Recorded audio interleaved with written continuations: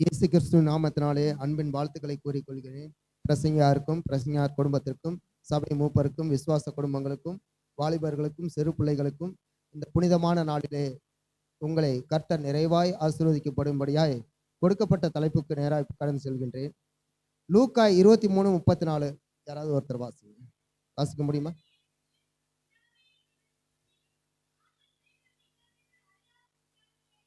ஆமென். போதும். பிதாவே, அப்ப இயேசு சொல்றாரு, பிதாவே இவர்களுக்கு மன்னியும் அப்படின்னாக்க ஒரு குற்றத்தை செஞ்சுட்டான். ஒரு குற்றத்தை ஒன்று நியாயம் தீர்க்கிறது ரெண்டு விதமா தீர்ப்போம். குற்றவாளி ஒன்று குற்றம் செஞ்சவங்களா இருப்பாங்க, இல்லைன்னா குற்றம் செய்யாதவங்களா இருப்பாங்க. அப்படியாப்பட்ட சூழ்நிலையில நியாயம் தீர்க்கும் பொழுது அந்த நியாயாதிபதி என்ன செய்வார் அப்படின்னாக்க குற்றத்தை விசாரிப்பாரு, விசாரிச்சுட்டு தீர்ப்பு சொல்லுவாரு. அதன்படி நடக்க குற்றம் செஞ்சாரா இல்லையா அப்படிங்கிறது அந்த நீதிபதி அவரு விசாரிச்ச அந்த விசாரணையில தெரிய வரும் பொழுது அவர் குற்றம் பண்ணினாரா இல்லையா அப்படிங்கிறத தெரிஞ்சுக்குவாங்க. இந்த சூழ்நிலையில இருக்கும்போது இங்க ஏசப்பாவை கொண்டு போறாங்க. யாராரு கொண்டு போறாங்கனாக்க பிரதான ஆசாரியரும் வேத பாரகரும் அவர் மேல கடுமையான குற்றத்தை சாட்டுறாங்க. கடுமையான குற்றத்தை சாட்டி இவருக்கு மரணத்துக்கு ஏதுவான தண்டனை கொடுக்கும்படியா கொண்டு போறாங்க. எங்க கொண்டு போறாங்கனாக்கா பிலாத்துக்கிட்ட கொண்டு போறாங்க. பிலாத்துக்கிட்ட கொண்டு போகும்போது பிலாத்து அவரை பார்க்கிறார், பார்த்து பேசுறாரு. பேசும்போது இவர்கிட்ட நான் ஒரு குற்றத்தையும் காணலையே, மரணத்துக்கு ஏதுவான ஒரு குற்றத்தையும் நான் காணலையே அப்படிங்கிறாரு. அப்படின்னு சொல்ல போகும்போது அவங்க மறுபடியும் குற்றம் சுமத்துறாங்க. ஏசப்பா மேல மறுபடியும் குற்றம் சுமத்திக்கிட்டே இருக்காங்க. குற்றம் சுமத்தும் போது சரி அப்படின்ட்டு மறுபடியும் உள்ள போறாரு. உள்ள போயிட்டு வெளியில வராரு. இவர் மறுபடியும் வந்து மரணத்துக்கு ஏதுவான குற்றத்தை இவர்கிட்ட எதுவுமே காணல. இவர் யாரு அப்படின்னு கேட்கும் போது இவர் யூதாவுக்கு ராஜா அப்படிங்கிறாரு, யூதர்களுக்கு ராஜா அப்படிங்கிறாரு. அப்படின்னோடனே இதை நான் விசாரிச்சா நல்லா இருக்காது அப்படின்ட்டு ஏரோது கிட்ட கொண்டு போறாங்க. ஏரோது ஏற்கனவே இவரை வந்து பார்க்கணும், அவருடைய மகிமை, ஏசப்பாவனுடைய மகிமை எல்லாத்தையும் பார்த்திருக்காரு, கேள்விப்பட்டிருக்காரு. இவர் செய்த அற்புதங்களை கேள்விப்பட்டிருக்காரு. மரணம் தருவாயில ஒருத்தர் உயிர்த்தெழ வச்சிருக்காரு, மரணம் சம்பவித்த ஒருத்தர் உயிர்த்தெழ வச்சிருக்காரு, அநேக குஷ்டரோகிகளை சுகமாக்கியிருக்காரு, அநேக பாவிகளை ரசிச்சிருக்காரு, பெரும்பாடு உள்ள ஸ்திரீயை ரசிச்சிருக்காரு. அப்படின்ட்டு இந்த ரட்சிப்பினுடைய மகிமையை அந்த ஏரோது ராஜா தெரிஞ்சுக்கிட்டு அவரை பார்க்கணும் அப்படின்ட்டு ஒரு ஆவல் கொண்டிருக்காரு. அப்ப ஏரோது ராஜாட்ட கொண்டு போறாங்க. கொண்டு போயிட்டு பார்க்க போகும்போது அவரு என்ன சொல்றாரு, இவருக்கு நான் தண்டனை கொடுக்கறதுக்கு எது கிடையாது, நான் இவர்கிட்ட ஒரு குற்றத்தையும் காணல அப்படின்ட்டு மறுபடியும் கொண்டு வந்துடுறாங்க. கொண்டு வரும்போது அவர்கள் எல்லோரும் என்ன பண்றாங்கன்னாக்க இவங்க தண்டனை கொடுக்க மாட்டாங்க போல இருக்கு அப்படின்னு நினைச்சுக்கிட்டு மக்கள் அங்கே கூடியிருந்த திரளான ஜனங்கள், அப்பொழுது இயேசு அங்கே கூடியிருக்காங்க, நிறைய பேர் கூடியிருக்காங்க. பிதாவே இவர்களுக்கு மன்னியும், தாங்கள் செய்கிறது இன்னதென்று அறியாது இருக்கிறார்கள் அப்படின்னாக்க அந்த இடத்துல மக்கள் எல்லாம் கூடி நிற்கிறாங்க. கூடி நின்றுட்டு இந்த வேத பாரகர் பிரதான ஆசிரியர்லாம் சொல்றாங்க, நீங்க சொல்லுங்க, அவர் மேல குற்றத்தை சொல்லுங்க, இவர் மேல என்ன குற்றத்தை சொல்லணும், மரணத்துக்கு ஏதுவான தண்டனை கொடுக்கும்படியா குற்றத்தை சொல்லுங்க அப்படின்னு சொல்றாங்க. சொல்லும் போது அவங்க எல்லாம் கூக்குரல் இடுறாங்க. கூக்குரல் இடம் போகும்பொழுது நீங்க கொண்டு போய் என்ன வேணும்னாலும் பண்ணிக்கங்க அப்படின்னு சொல்லி ஒப்பு கொடுக்குறாங்க. நம்ம எப்படியாப்பட்டவர்களா இருக்கோம் அப்படின்னாக்க ஒரு ஒரு மனிதன் இருக்காரு அப்படின்னாக்க ஒரு பெத்த பிள்ளையே இருக்காங்க, ஒரு குடும்பத்திலே இருக்காங்க, ஒரு ஒரு நல்ல காரியமும் கெட்ட காரியமும் நடக்குது. அது அது அவங்க செஞ்சிருப்பாங்களா அப்படின்னு ஆராயணும். செஞ்சிருப்பாங்களா, அந்த குற்றத்தை செஞ்சிருப்பாங்களா அப்படின்ட்டு ஆராய்ஞ்சு பார்க்காமயே தண்டனையை கொடுத்துட்டு அதுக்கப்புறம் யோசிப்போம். ஆகா நம்ம பேசிட்டோமே, ஒரு வார்த்தையோ இருக்கட்டும், நம்ம ஒரு நண்பரையோ அல்லது உறவுகளையோ பிள்ளையவோ ஏதோ ஒரு வார்த்தை, கடுமையான வார்த்தை சொல்லி திட்டிடுறான். திட்டினதுக்கு அப்புறம் இவங்க இந்த வார்த்தையை சொல்லியிருக்க மாட்டாங்களே, இந்த தப்பை செஞ்சிருக்க மாட்டாங்களே அப்படின்னு நினைச்சுக்கிட்டு அந்த இடத்துல மனது உருகும் பொழுது அப்ப அந்த இடத்துல நம்மளுடைய நியாயம் வெளிப்படுது. அந்த இடத்துல நம்மளோட நியாயம் வெளிப்படும் போது அது நம்மளுக்கு இன்னும் அதிகமா ஞானத்தையும் ஆசீர்வாதத்தையும் மகிமையும் ஆண்டவர் கொடுப்பார் அந்த இடத்துல. அப்ப நம்ம நியாயாதிபதியா இருக்கணுமே ஒழிய குற்றம் சாட்டணும்னு ஒருத்தர் குற்றவாளின்னு தீர்மானிச்சுட்டு இவருக்கு இந்த தண்டனை தான் கொடுக்கணும் அப்படின்னு சொல்லிட்டு பண்ணக்கூடாது. ஒரு மனிதன் மரண தருவாயில் இருக்கும் பொழுது தனக்கு மரணத்தை ஏற்படுத்த போகின்ற மரண தருவாய்க்கு முன்னாடி இருக்கும் போது ஒரு மனிதன் பிதாவே இவர்களை மன்னியும் அப்படின்ட்டு யாராவது சொல்ல முடியுமா அந்த வார்த்தைய? யாருமே சொல்ல முடியாது. ஒரு மனிதன், ஒரு சாதாரண மனிதன், அவன் தன்னுடைய அந்த அந்த அந்த பிரயாயத்துல இருக்கும் பொழுது, அந்த சூழ்நிலையில் இருக்கும் போது பிதாவே இவர்களை மன்னியும், இவர்கள் செய்கிறது இன்னதென்று அறியாது இருக்கிறார்கள். அவங்க செய்யறது என்னன்னே தெரியல, அதுக்கு முன்னாடியே தெரிஞ்சிருந்துச்சுனாக்க இப்ப பாத்தீங்கன்னாக்க கூட இருந்த சீசர்களுக்கெல்லாம் அற்புதமான காரியங்கள் அநேக செஞ்சிருக்காரு. செய்ய போகும்போது பிதா யாரு, ஏசப்பா யாரு அப்படிங்கிறத இன்னமும் தெரியாம இருந்தாங்க. பிதா வருவாரா வருவாரா வருவாரா வருவாரா அப்படின்னு தான் கேட்டுக்கிட்டு இருக்காங்களே ஒழிஞ்சு இவர்தான் பிதா என்று அவர்கள் அறியாது இருந்தார்கள். அதே போலதான் இந்த மக்களும் அந்த இடத்துல அவரை போய் கைது பண்ண போறாங்க. அந்த இடத்துல பட்டயத்தை உருவி காதை வெட்டுறாரு. காதை வெட்டினோடனே இவர் இது செஞ்சது தப்புப்பா, நீ பட்டயத்தை உள்ள வை, உரையில போடு அப்படின்னு சொல்லிட்டு காதை எடுத்து ஒட்ட வைக்கிறாரு. அந்த இடத்துலயே ஒரு அற்புதத்தை தெரிஞ்சிருந்திருக்கலாம். ஆனா அறிவில்லாததுனால பிதாவினுடைய சித்தம் இதுவா இருக்கிறது, ஒப்பு கொடுக்கணும், அவர் பாவத்துக்காக சிலுவையில் அறையப்படணும் அப்படிங்கிற அந்த கல்வாரி காட்சியை நம்ம எல்லாரும் உணர்ந்து வாழும்படியாய், சிந்திக்கும்படியாய், பரிசுத்த ஆவிக்குள் நிலைத்திருக்கும்படியாய் பிதாவானவர் கொடுத்த அந்த ரட்சிப்பின் மகிமையை ஏசப்பா நிறைவேற்றின அந்த தருணத்தை நாம் அனைவரும் உணர்ந்து பார்த்து சிந்திக்கும்படியாக மத்தேயு 6:12 ஒருத்தர் வாசி.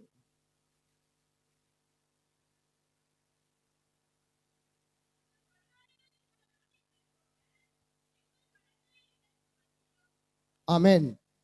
நாம கடனாளிகளுக்கு மன்னிக்கிறது போல தேவனே பரிசுத்த ஆவியானவரே நாங்கள் மற்றவர்களை மன்னிக்கிறதை போல எங்களுக்கு மன்னித்து எங்களுடைய பரிசுத்த இந்த வாழ்வை தகப்பனை உன்னதமான உமது கரத்திலே ஒப்பு கொடுக்கும்படியாய் தேவரே நீர் ஆசீர்வதித்து வழிநடத்துவீராக. அடுத்தபடியாக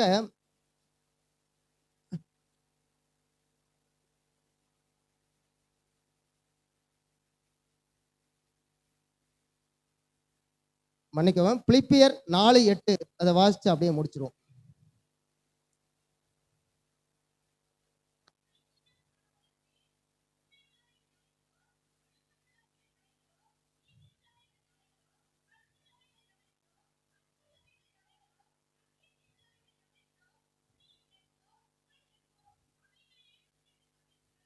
ஆமென். கடைசியாக சகோதரரே, உண்மை உள்ளவைகளில் எவைகளோ, ஒழுக்கம் உள்ளவைகள் எவைகளோ, நீதி உள்ளவைகள் எவைகளோ, கற்புள்ளவைகள் எவைகளோ, அன்புள்ளவைகள் எவைகளோ, நற்கீர்த்தி உள்ளவைகள் எவைகளோ, புண்ணியம் உள்ளவைகள் எவைகளோ, புகழ் உள்ளவைகள் எவைகளோ, அவைகளின்படி சிந்தித்து வாழும்படியாய் பரிசுத்த ஆவியானவரே எங்கள் சபைக்கும் எங்களுக்கும் நல் ஆசீர்வாதத்தை கட்டளையிட்டு கொடுக்கப்பட்ட இந்த புனிதமான வார்த்தைக்காக தகப்பனே உம்மிடத்தில் ஸ்தோத்திரம் செலுத்தி பரிசுத்த ஆவிக்குள்ளும் பரிசுத்த வல்லமைக்குள்ளும் இன்னும் அதிகமாய் பின் வருகின்ற ஒவ்வொரு வார்த்தையும் தகப்பனே நாங்கள் விசுவாசிக்கும்படியாய் எங்களை ஆசீர்வதிப்பீராக. ஆமென். நல்லவர். அல்லேலூயா, அல்லேலூயா. நீதி என்பது நிலைநாட்டப்படாமல் போனாலும் தேவனை குறித்து நிர்ணயிக்கப்பட்ட அந்த வார்த்தைகள் அந்த நாட்களிலே நிறைவேறினது. ஏன்னா அவர் சொன்னாரு, ஒருவருக்கு ஒருவர் மன்னியுங்கள் என்று சொன்னார். அல்லேலூயா. அப்போ ஒருவர் குற்றத்தை ஒருவர் மன்னித்து ஒருவர் மேல ஒருத்தருக்கு பாரம் உண்டானால் அதை ஒருவருக்கு ஒருத்தர் அறிக்கை பண்ணி ஒருவரை ஒருவர் ஏற்றுக்கொள்ளுங்கள் என்று சொன்னவர் அந்த வார்த்தை அவர் நிறைவேற்றணும். அதை அந்த சிலுவையில நிறைவேற்றினார். அல்லேலூயா. இரண்டாவது வார்த்தையாக சிஸ்டர் கீர்த்தனா ஜான் அவர்கள் இரண்டாவது வார்த்தையை ஸ்தோத்திரம் கர்த்தருடைய வார்த்தை இரட்சகருமா இருக்கிற இயேசு கிறிஸ்துவின் நாமத்தினாலே போதருடைய குடும்பத்துக்கும் சபைக்கும் சபையுள்ள விசுவாசிகளுக்கும் ஆண்டவராகிய இயேசு கிறிஸ்துவின் நாமத்தினாலே என் அன்பின் வாழ்த்துக்களை தெரிவிக்கிறேன். கண்களை மூடி யாவரும் ஒரு விஷயம் ஜெபம் செய்வோம். பரிசுத்தமுள்ள நல்ல தேவனே, அருமையான அந்த வேலைக்காய் ஸ்தோத்திரம். அப்பா, நீர் கொடுத்த இந்த வாய்ப்புக்காய் உமக்கு ஸ்தோத்திரம். பரிசுத்த ஆவியானவரே, பேசுகிறது நீங்கள் அல்ல, உங்களில் வாசமாயிருக்கிற ஆவியானவர் என்ற வார்த்தையின்படி அப்பா ஆண்டவரே இன்றும் கூட உங்களுடைய பாடுகளை குறித்து சிந்தித்து வருகிறோம். அப்பா, அனுதினமும் எங்கள் வாழ்க்கையிலே உடைய பாடுகள் நீர் பட்ட ஒவ்வொரு ஆண்டவரே பாடுகளை குறித்து நாங்கள் எங்கள் வாழ்க்கையிலே ஆண்டவரை சிந்தித்து அதை செயல்படுத்த எங்களுக்கு கிருபை தாரும். பரிசுத்த ஆவியானவரே, ஒவ்வொரு நேரமும் எங்களோடு கூட இருந்து வழி நடத்தும். இயேசு மூலம் ஜெபிக்கிறோம் நல்ல பிதாவே, ஆமென்.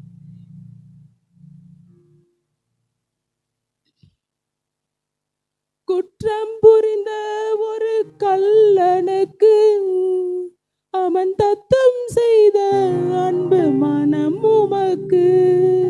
ஓ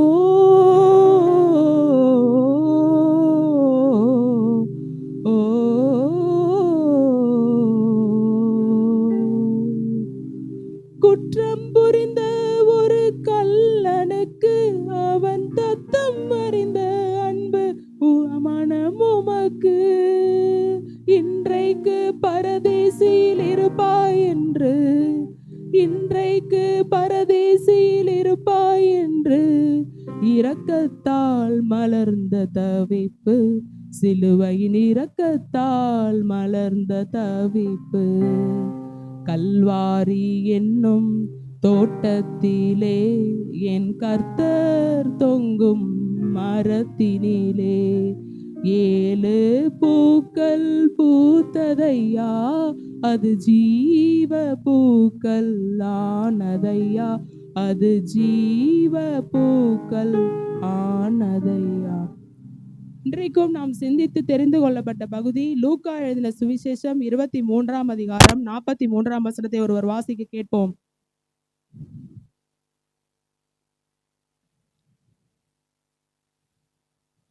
போதும். இயேசு அவனை நோக்கி, இன்றைக்கு நீ என்னோடு கூட பரதேசியில் இருப்பாய் என்று மெய்யாவே உனக்கு சொல்லுகிறேன். அதற்கு முந்தின வசனத்திலே பார்த்தோமானால், அன்றையும் சிலுவையில் அறையப்பட்டிருந்த குற்றவாளியில் ஒருவன், நீ கிறிஸ்துவானால் உங்களையும் எங்களையும் ரட்சித்துக்கொள் என்று அவரை இகழ்ந்தான். மற்றவன் அவனை நோக்கி, நீ இந்த ஆக்கினைக்குட்பட்டவனா இருந்தும் தேவனுக்கு பயப்படுவதில்லையா? நாமோ நியாயப்படி தண்டிக்கப்படுகிறோம், நாம் நடப்பித்தவைகளுக்கு தக்க பலனை அடைகிறோம், இவரோ தகாத ஒன்றையும் நடப்பிக்கவில்லையே என்று அவரை கடிந்து கொண்டான். இயேசுவை நோக்கி, ஆண்டவரே, நீர் உம்முடைய ராஜ்யத்தில் வரும்போது அடியேன் நினைத்தருளும்.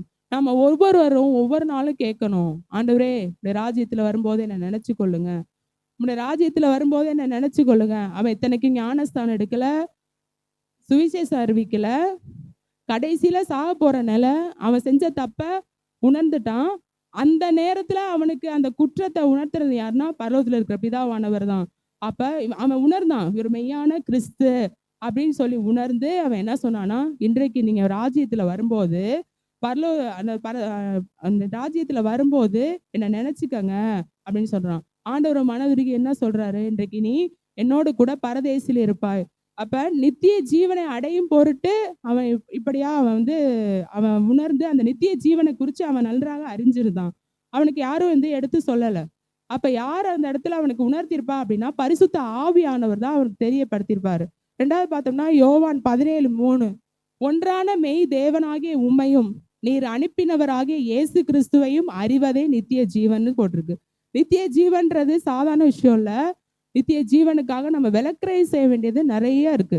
முதலாவது சுயம் சாகணும். 2வது ஆண்டவர் தான் நமக்கு எல்லாமே அப்படின்னு நம்ம நினைக்கணும். ஆண்டவருக்காக எதையும் விற்று போடக்கூடாது.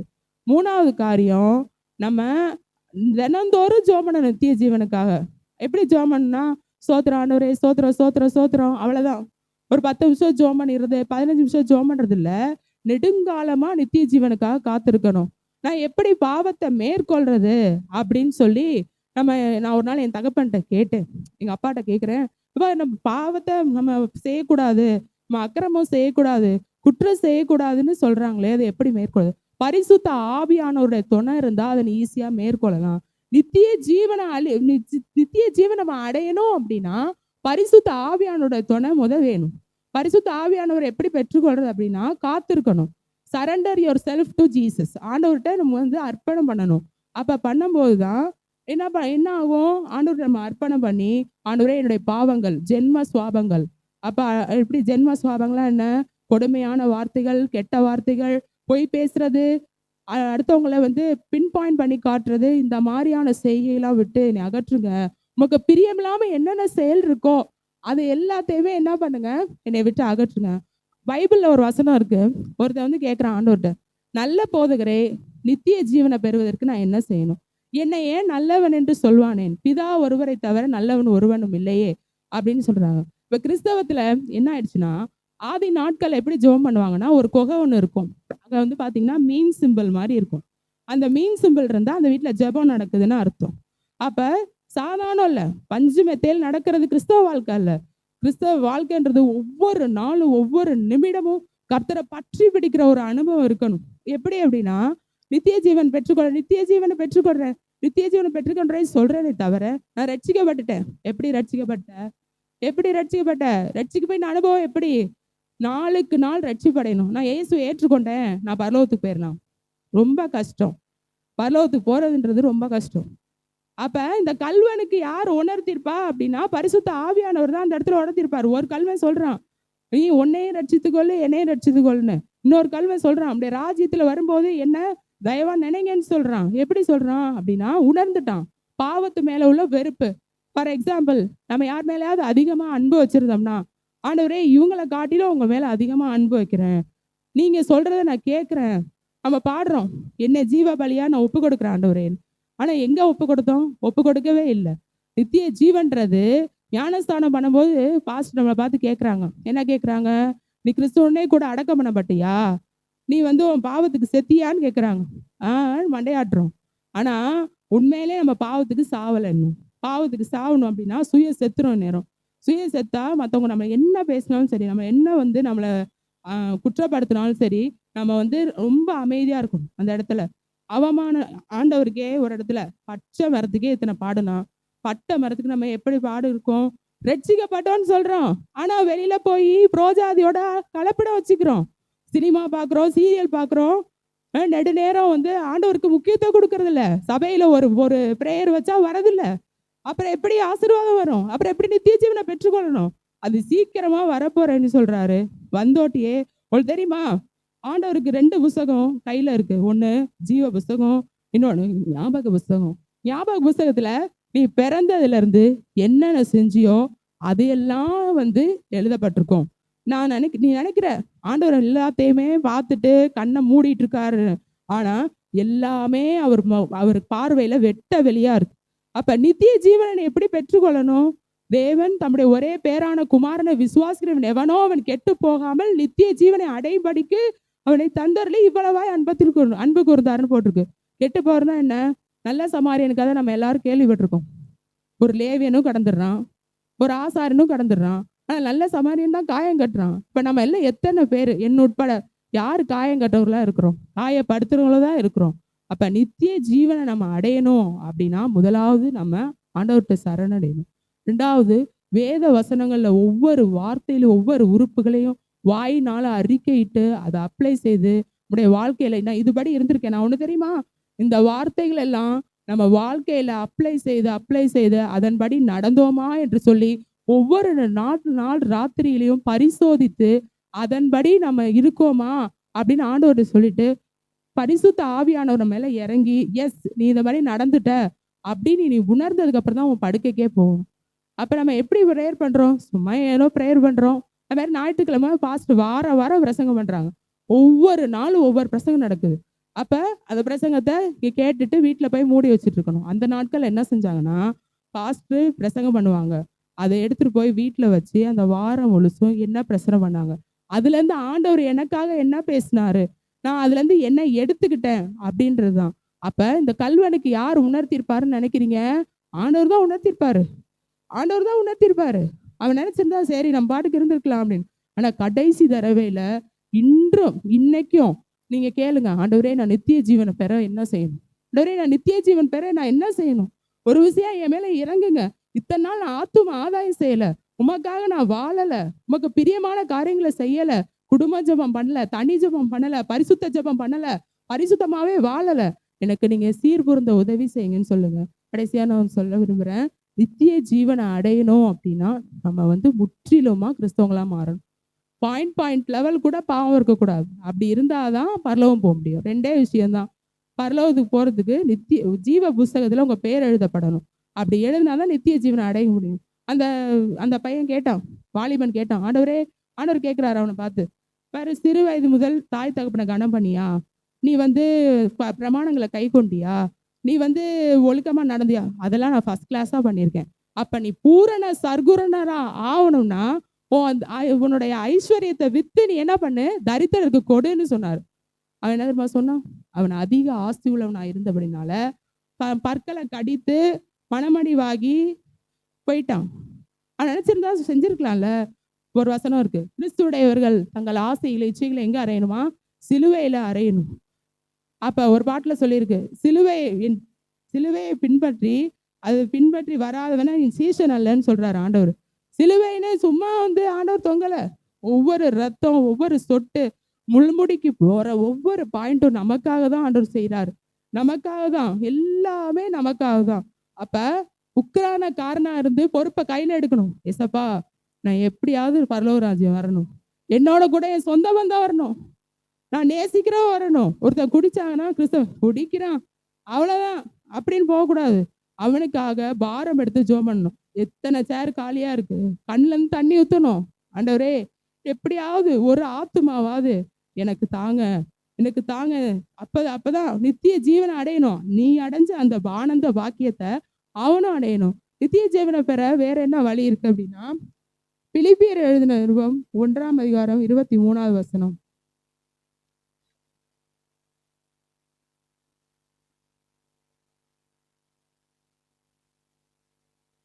பிலிப்பியர் 1:23.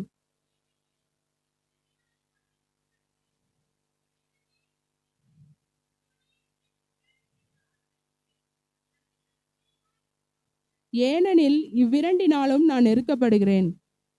தேகத்தை விட்டு பிரிந்து, அதாவது இந்த உலகத்துடைய எல்லா இதையும் விட்டு, அதாவது சுயாதீனனா இருக்க விரும்புறேன். கிறிஸ்துவனுடைய இருக்க எனக்கு ஆசை உண்டு. இந்த ஆசை நம்ம எல்லாருக்குமே வேண்டும். அது அதிக நன்மையா இருக்கும் அப்படின்னு சொல்லி பவுல் சொல்றாரு. அப்ப நம்ம எப்படி இருக்கணும்? ஏனில் இவ்விரண்டிலும் நான் நெருக்கப்படுகிறேன். நெருக்கணும், உபத்திரவம், சோதனை, மனிதர்களால் வர இடறல்கள் எல்லாமே இருக்கு. தேகத்தை விட்டு பிரிந்து கிறிஸ்துவுடனே கூட இருக்க, ஆண்டவருடனே கூட இருக்க எனக்கு ஆசை இருக்கணும். ஃபர்ஸ்ட் ஆசைப்படணும். நம்ம எங்க என்னன்னு ஆசைப்படுவோம்னா, கலெக்டர் ஆகணும்னு ஆசைப்படுவோம், டாக்டர் ஆகணும்னு ஆசைப்படுவோம், பெரிய செல்வந்தன் ஆகணும்னு ஆசைப்படுவோம். ஆனா ஆண்டவரோட இருக்கணும்ன்ற ஒரு ஆசை அதிக நன்மையா இருக்கும் அப்படின்னு சொல்றாரு.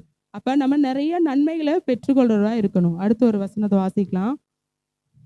2 கொரிந்தியர் 12:3. 2 கொரிந்தியர் 12:3.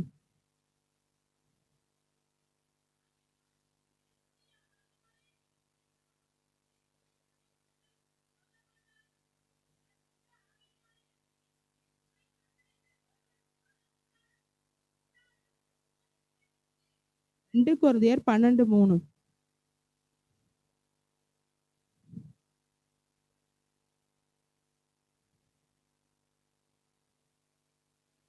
அந்த மனுஷன் பரதேசிக்கு எடுத்தப்பட்டு மனுஷர் பேசப்படாத வாக்கு கெட்டதுமாகிய வார்த்தைகளை கேட்டான் என்று அறிந்திருக்கிறேன். அடுத்த வசனம்.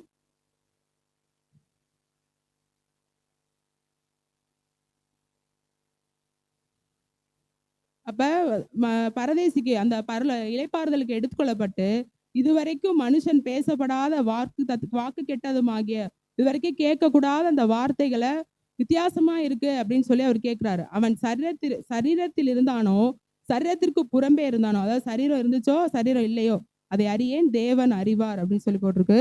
நெக்ஸ்ட் வந்து வெளிப்படுத்தல் 2:7.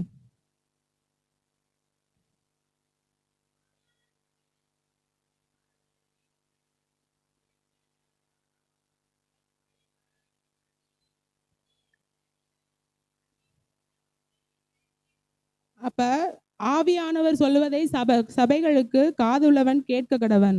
ஜெயம் கொள்ளுகிறவன் எவனோ அப்படின்னா ஜெயம் கொள்ளணும். எப்படி ஜெயம் கொள்றது? பாவத்தை எப்படி ஜெயம் கொள்றது அப்படின்னா, பரிசுத்த ஆவியானவரோட துணையோட ஜெயம் கொள்ளலாம். நெக்ஸ்ட் வந்து அவனுக்கு தேவனுடைய பரதேசியின் மத்தியில் இருக்கிற ஜீவ விருட்சத்தின் கனி.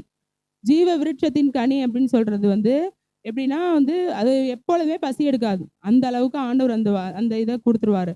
ரெண்டாவது இன்னொரு இடத்துல பார்த்தோன்னா, சமாரியா ஸ்திரியை பத்தி ஆண்டவர் சொல்லுவார். நான் நித்திய காலமாய் ஊறுகிற ஜீவன் நீரூற்று அப்படின்னு சொல்லி, நீ குடிக்கிற தண்ணீர்ல இன்னும் கொஞ்ச நேரத்துல தாகம் உண்டாகும். ஆனா நான் கொடுக்கிற தண்ணியில வந்து நித்திய காலமாய் ஊறுகிற நீரூற்றா இருக்கும்.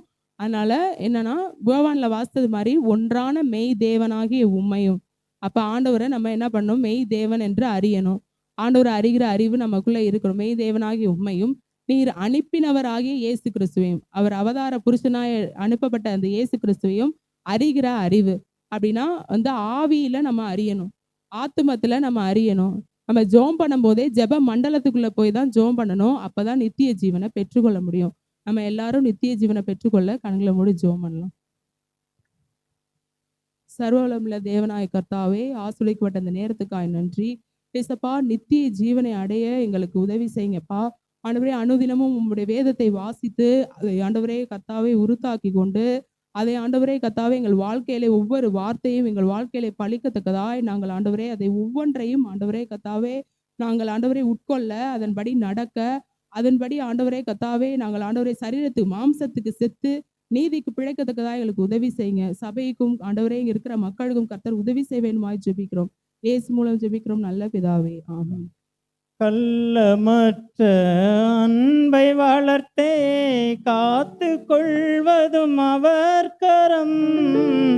கள்ளமற்ற அன்பை வளர்த்தே காத்து கொள்வதும் அவர் கரம். ஒன்றுமில்லாதூசி நம்மை உயர்த்துவதும் அவர் கரம். உயர்த்துவதும் அவர் கரம். ஓடி வராயோ நண்பா, உன்னை சரழைக்கிறார் இன்றே திரும்புவாய் கண்டு. ஆமென். கர்த்தர் நல்லவர். அல்லேலூயா. நித்திய ஜீவனை அடைவதற்கு தேவன் நமக்கு கிருபைகளை தருவார். நம்ம தியானிச்சது போல அந்த குற்றவாளி அங்கே பரிசுத்த ஆவியானவர் அவனுக்கு உணர்த்ததை நம்ம தெளிவாய் கண்டுகொள்ள கர்த்தர் உதவி செய்தார். இப்பொழுதும் 3வது வார்த்தையே பிரதர் ஜான் பால் அவர்கள் முன்னால வந்து இந்த 3வது வார்த்தையை நமக்கு கர்த்தருடைய வார்த்தையை ஆசீர்வாதமாக தருவார்.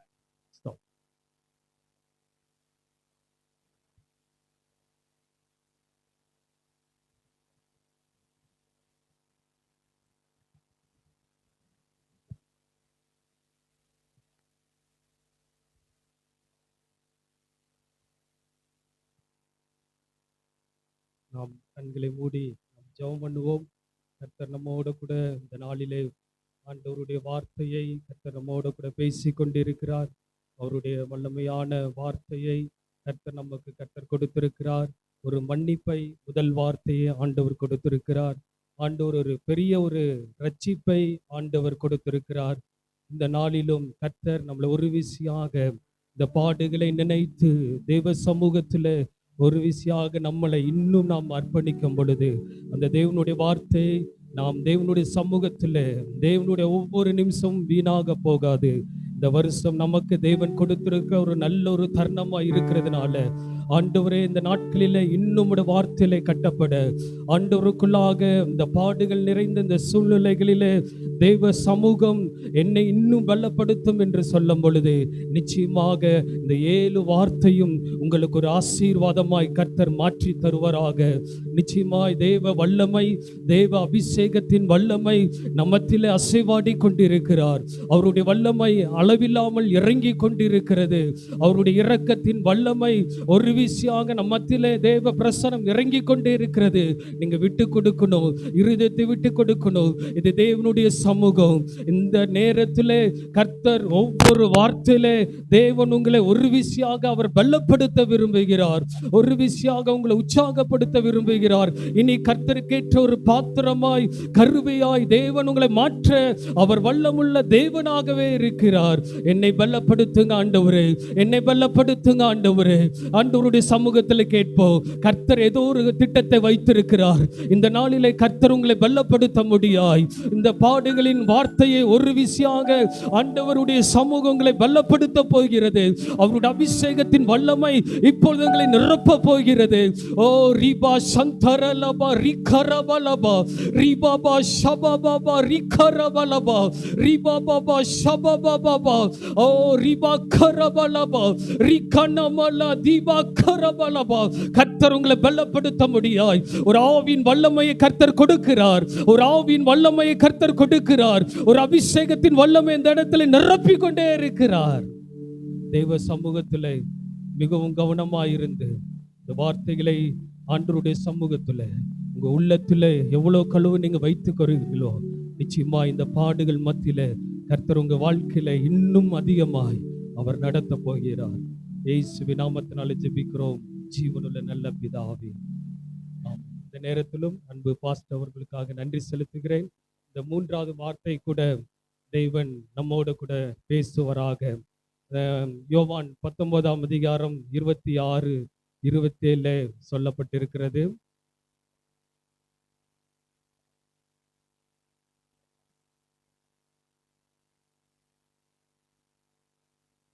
இதோ உன் மகன், இதோ உன் தாய். தேவன் அந்த இடத்துல சிலுவையிலே தொங்கிக் கொண்டிருக்கும் பொழுது மூன்றாவது வார்த்தையாக தேவன் இந்த இடத்துல சொல்லுகிறார். பக்கத்துல அங்க பார்க்கும் பொழுது மரியாளை பத்தி உங்களுக்கு எல்லாம் நன்றாக தெரியும். அவர்கள் வாழ்க்கையில எவ்வளோ சூழ்நிலைகள், அவங்க எவ்வளோ தூரம் இருந்திருக்கலாம். ஒரு பெற்ற தாயுடைய வாழ்க்கையில எவ்வளோ துக்கம் இருந்திருக்கும், எவ்வளோ வேதனை இருந்திருக்கும். இன்றைக்கு நம்முடைய பிள்ளைகளுக்கு ஏதோ ஒரு பலவீனம் வந்துருச்சுன்னா, ஏதோ ஒரு காய்ச்சலோ ஏதோ ஒரு காரியம் வந்துருச்சுன்னா என்ன செய்வோம்? உடனே ஹாஸ்பிட்டலுக்கு எடுத்துட்டு நம்ம போவோம். பிள்ளைகள் அவ்வளோ ஏதோ ஆயிடுச்சா, ஏதோ மருந்து கொடுத்து சரி பண்ணுன்னு சொல்லுவோம். ஆனால் பக்கத்திலே அவர் சிலுவிலே தொங்கப்பட்ட ஒரு சூழ்நிலை. ஆண்கள் ஆண்டவருடைய சமூகத்துல அந்த கை கால்கள் அந்த பார்க்கும் பொழுது எவ்வளோ வேதனையாக இருக்கும். பயங்கரமான ஒரு வேதனை. அதுல மட்டுமல்ல, அவர் ஒரு சாட்டையில அடிக்கும் பொழுது அந்த ரத்தம் மட்டும் இல்லை, சதைகள் கிழிந்து அந்த இடத்துல கீழே விழுந்தது என்று வேதத்திலே நாம் வாசிக்கிறோம். அப்படிப்பட்ட ஒரு சூழ்நிலையில அந்த இடத்துல மரியாள் அந்த இடத்துல நிற்கும் பொழுது தேவன் அந்த இடத்துல என்னெல்லாம் செய்ய வேண்டுமோ நேர்த்தியாய் அந்த இடத்திலே ஆண்டவர் நிச்சயமாகவே செய்கிறார். அது மட்டும் இல்ல, மத்தேயு 1ஆம் அதிகாரம் 21ஆம் வசனத்தில் சொல்லப்பட்டிருக்கிறது. அதுல அழகாய் சொல்லப்பட்டிருக்கிறது, அவர் தமது பாவங்களை நீக்க அவர் ரட்சிக்கிறார் என்று வேதத்திலே சொல்லியிருக்கிறார். ஜனங்களின் பாவங்களை நீக்க அவர் ரட்சிக்கிற தேவனாக இருக்கிறார். அந்த இடத்துல முன்பாகவே மத்தேயு சுவிசேஷத்துல அழகாய் சொல்லப்பட்டிருக்கிறது. தேவன் எல்லாவற்றுக்காக, உலகத்தின் மனுஷனுடைய வாழ்க்கையில எல்லாவற்றுக்காக, பாவங்களுக்காக மரிக்க வேண்டும் என்று சொல்லி அந்த இடத்துல தேவன் ஒரு ரட்சிப்பை அந்த இடத்துல கர்த்தர் கொடுக்கிறார். இப்படிப்பட்ட ஒரு நேரத்துல அவரால் அன்றி வேறு யாராலும் செய்ய முடியாத ஒரு ரட்சிப்பு இந்த பூமியில இல்லை. அதெல்லாம் நீங்க வீட்டுல போய் வாசித்து பாருங்க. அப்போஸ்தலர் 4:12 குறிச்சு வச்சுக்கோங்க. ஆண்டவர் வேற யாராலும் ரட்சிப்பு கொடுக்க முடியாது. அந்த ரட்சிப்பை கொடுத்தவர் ஆண்டவராக இயேசு கிறிஸ்து. அது மட்டுமல்ல, அந்த வார்த்தையை பார்க்கும் பொழுது தேவன் உலகத்தில எல்லா காரியத்தில தேவன் நமக்காகவே இந்த உலகத்தில எல்லா காரியத்தையும் செய்து முடித்தார் என்று வேதத்தில் சொல்லப்பட்டிருக்கிறது. அந்நாள் அந்த நேரங்களெல்லாம் நாம் பார்க்கும் பொழுது மரியாள் தேவ சமூகத்தில் அங்க நிற்கும் பொழுது பயங்கரமான, அவங்க எதுவுமே அப்படியே பார்த்துதான் இருக்கிறாங்க. அவங்க மார்பில் அடிக்கிறது இல்ல, வேதனையோடு கண்ணீரோடு அந்த இடத்தை பார்த்து கொண்டிருக்கிறார்கள். இன்றைக்கு நாம் ஒரு மனிதன் மரிக்கும் போது எவ்வளோ துயரப்படுகிறோம். புலம்பல், அழுது புலம்பி அடிச்சுக்கிறோம். பக்கத்துல பார்த்து சொல்லுவோம். தூரத்தில் இருக்கிற வந்த ஜனங்கள், உற்றார் உறவினர் சொந்த பந்தங்களை நம்ம பார்க்கும் பொழுது கட்டி பிடித்து அழுவோம், உருண்டு பரண்டு ஐயோ இந்த உலகத்தை விட்டு போய்விட்டார்கள் என்று சொல்லி எவ்வளோ கண்ணீரோடு கூட இருக்கிறோம். ஆனால் அந்த இடத்துல ஆண்டவராக இயேசு கிறிஸ்து அந்த இடத்துல தாய்க்கு செய்ய வேண்டிய எல்லா காரியத்தையும் அவர் நேர்த்தியாய் செய்து முடித்தார். கரங்களை தட்டி மகிமை செலுத்துவோம். யாரும் செய்ய முடியாத ஒரு காரியத்தை ஆண்டவர் அந்த இடத்துல ஒரு காரியங்களை செய்கிற தேவனாய் இருக்கிறார். ஒரு ரட்சிப்பை கர்த்தர் கொடுக்கிற தேவன். ஒரு பாரம்பரிப்பு, அதுல என்னென்ன பாரம்பரிப்பு செய்யணுமோ, ஒரு தாய்க்கும் மகனுக்கும் என்ன செய்ய வேண்டுமோ அவர் அந்த இடத்துல சிலுவையில இந்த மூன்றாவது வார்த்தை நேர்த்தியாய் செய்து முடித்தார். என்னெல்லாம் செய்ய வேண்டுமோ அந்த இடத்துல எவ்வளோ சூழ்நிலைகள் இருந்தாலும் ஆண்டவர் 30 வருஷம் அந்த இடத்துல அம்மாவோடு கூட இருந்திருப்பார். அவர் எவ்வளோ சூழ்நிலைகள் கடந்து வந்திருப்பார். அந்த இடத்துல அவரை யோசிப்பு சிறிது காலத்திலே ஒரு நேரத்திலே வாலிப நாட்களிலும் ஏசப்பா இருக்கும் பொழுதே மரித்து போனார் என்று வேதத்திலே நாம் வாசிக்கிறோம். அந்த நேரத்தில் ஒரு தனிமை என்ற அந்த தாய்க்கு வந்தது. அந்த தனிமையாய் நின்று பார்த்து கொண்டிருக்கிற ஒரு சூழ்நிலை வந்தது. இன்றைக்கு நம்முடைய வாழ்க்கையில் அப்படிதான். என்னுடைய தாயுடைய ஜெபம்தான் இந்த இடத்தில் என்னை கர்த்தர் நிறுத்தி வைத்திருக்கிறார். ஏன் சொல்லுகிறேன் என்றால், தாயுடைய ஜெபம் பெரிய ஒரு ஆசீர்வாதமாய் கர்த்தர் மாற்றிக்கொண்டே இருப்பார். ஒரு சாதாரணமான பூசாரி குடும்பத்திலிருந்து கர்த்தர் என்னை தெரிந்து கொண்டார். ஒரு இந்து குடும்பத்திலிருந்து தேவங்களை தெரிந்து கொண்டார். என்னோட பேர் சக்திவேல். அப்படிப்பட்ட எங்க அப்பா கோயில் பூசாரி. அப்படிப்பட்ட ஒரு நாட்கள் இருக்கும் பொழுது ஒரு ஊழியக்காரர் வந்து ஜெபம் பண்ணினார். இன்றைக்கு உங்க வீட்டுக்காரர் குடிக்க மாட்டாருன்னு சொல்லி ஜெபம் பண்ணிட்டு போனாரு.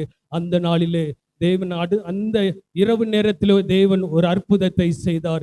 இன்றைக்கு வரை 40 வருஷம் ஆச்சு. கர்த்தர் இன்றைக்கு குடும்பமாய் தேவன் நிற்க உதவி செய்தார். அதனால தாயுடைய ஜெபம் பெரிய ஒரு வித்தியாசமா இருக்கிறது. இன்றைக்கு எங்க பார்த்தாலும் எங்க ரட்சிக்கப்பட்டிருப்பாங்க?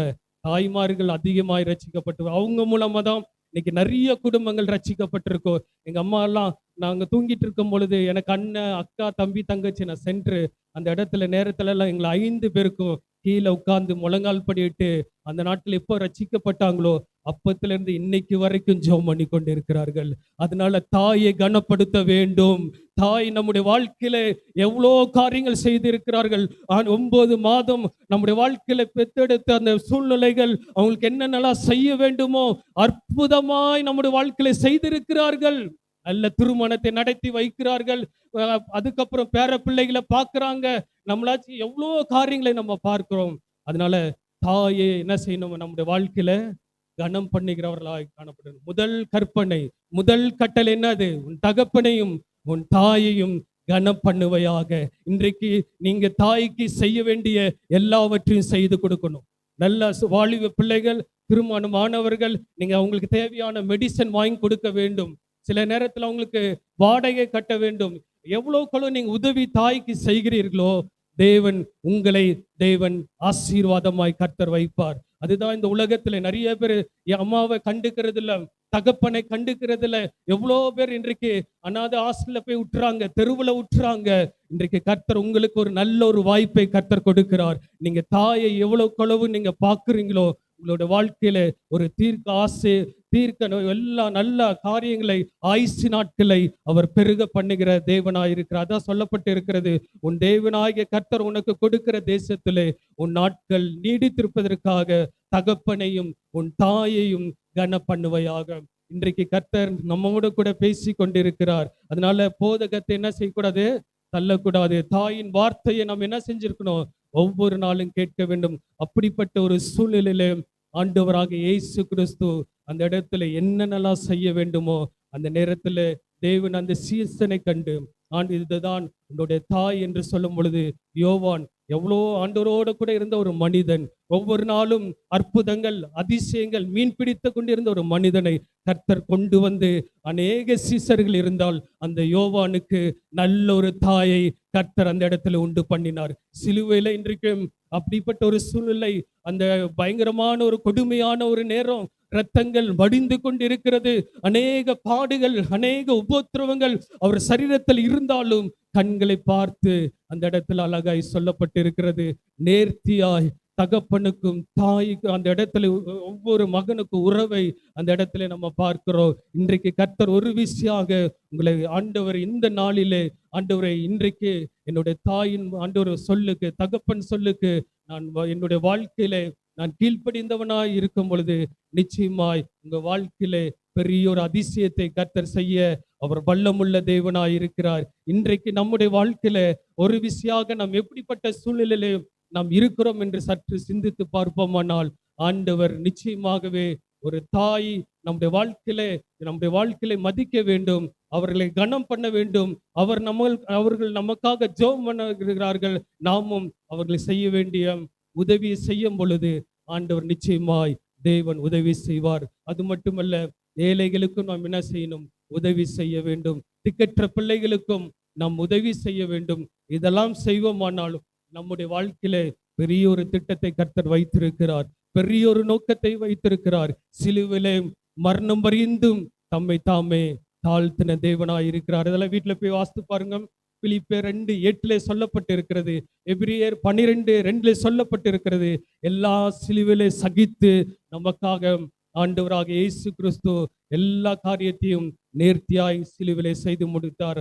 அந்த அன்பு சொல்லப்பட்டிருக்கிறது. ஏசாயா 54:10 சொல்லப்பட்டிருக்கிறது, என் சமாதானத்தை உங்களுக்காக வைத்து போயிருக்கிறேன்னு சொல்லியிருக்கிறது.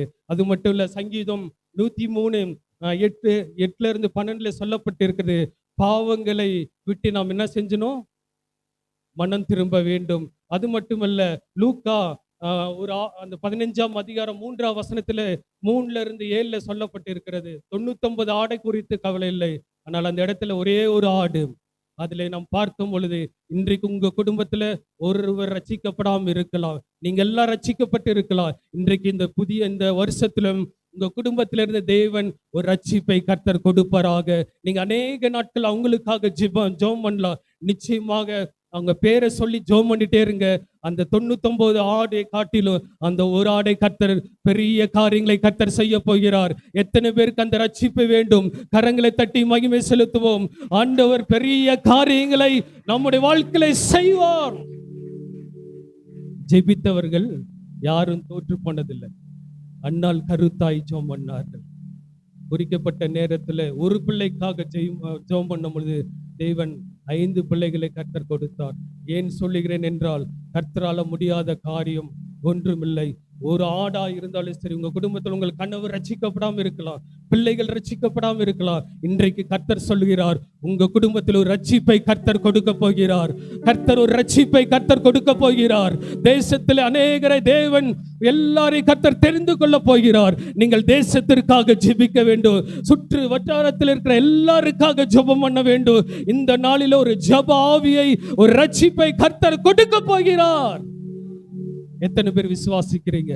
கர்த்தர் உங்களோடு கூட பேசி கொண்டிருக்கிறார். அந்த ரட்சிப்பு எனக்கு வேணும். சாதாரணமான ஒரு இந்து குடும்பத்திலிருந்து, பூசாரி குடும்பத்திலிருந்து கர்த்தர் என்னை தெரிந்து கொண்டார். இன்றைக்கு கர்த்தருடைய ஊழியத்தை செய்ய முடியாய், எத்தனையோ பிசாசுகளை துரத்த முடியாய் ஆண்டவர் வைத்திருக்கிறார் என்றால் பேசறக்கை பயப்படுவேன். என்னால் இன்றைக்கு ஆண்டவருடைய வார்த்தையை அழகாய் தேவன் அற்புதமாய் நடத்துவார். உங்களை கொண்டு பெரிய காரியங்களை கர்த்தர் செய்வார். உங்களை கொண்டு தேவன் அதிசயங்களையும் அற்புதங்களையும் அவர் செய்கிற வல்லமுள்ள தேவனாய் இருக்கிறார்.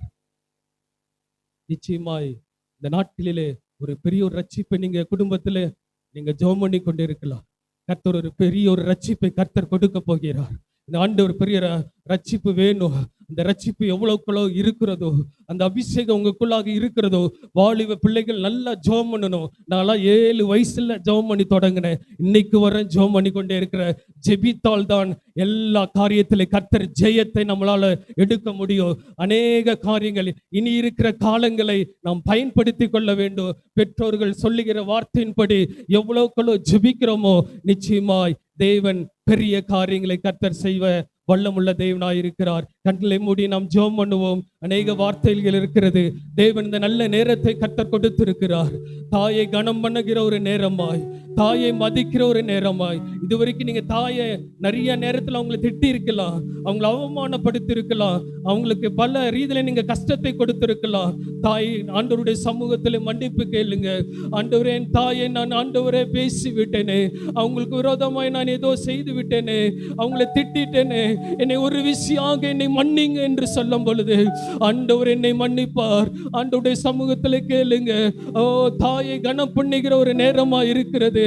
சிலுவையில அந்த நேரத்திலும் தொங்கிக் கொண்டிருக்கிற நேரத்தில் ரிபா சந்தரலபா ஏசாயா 53ஆம் அதிகாரத்தில் சொல்லப்பட்ட அந்த வார்த்தை, அவர் அசட்டை பண்ணப்பட்டார், அவர் நொறுக்கப்பட்டார், அவர்களுடைய ஆண்டவருடைய முகம் அந்த இடத்துல பார்க்க முடியாத ஒரு சூழ்நிலை.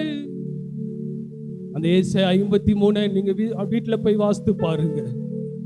நிச்சயமாய் தாய் நம்முடைய வாழ்க்கையில் இல்லை என்றால் இந்த இடத்துல நாம் வந்திருக்க முடியாது. அவங்க ரட்சிக்கப்பட்டதுனாலதான் நாம் இந்த இடத்துக்கு நாம் வந்திருக்கிறோம். அழகாய் தேவன் நேர்த்தியாய் மரியாதை கர்த்தர் ஆயத்தப்படுத்தி நமக்காக இயேசு கிறிஸ்து பரிசுத்த ஆவியினாலே தேவன் வந்து ஒரு வெற்றிகரமாய் சிலுவையிலே கர்த்தர் 3வது வார்த்தையை என்னென்ன செய்ய வேண்டுமோ அற்புதமாய் செய்து கொடுத்திருக்கிறார்.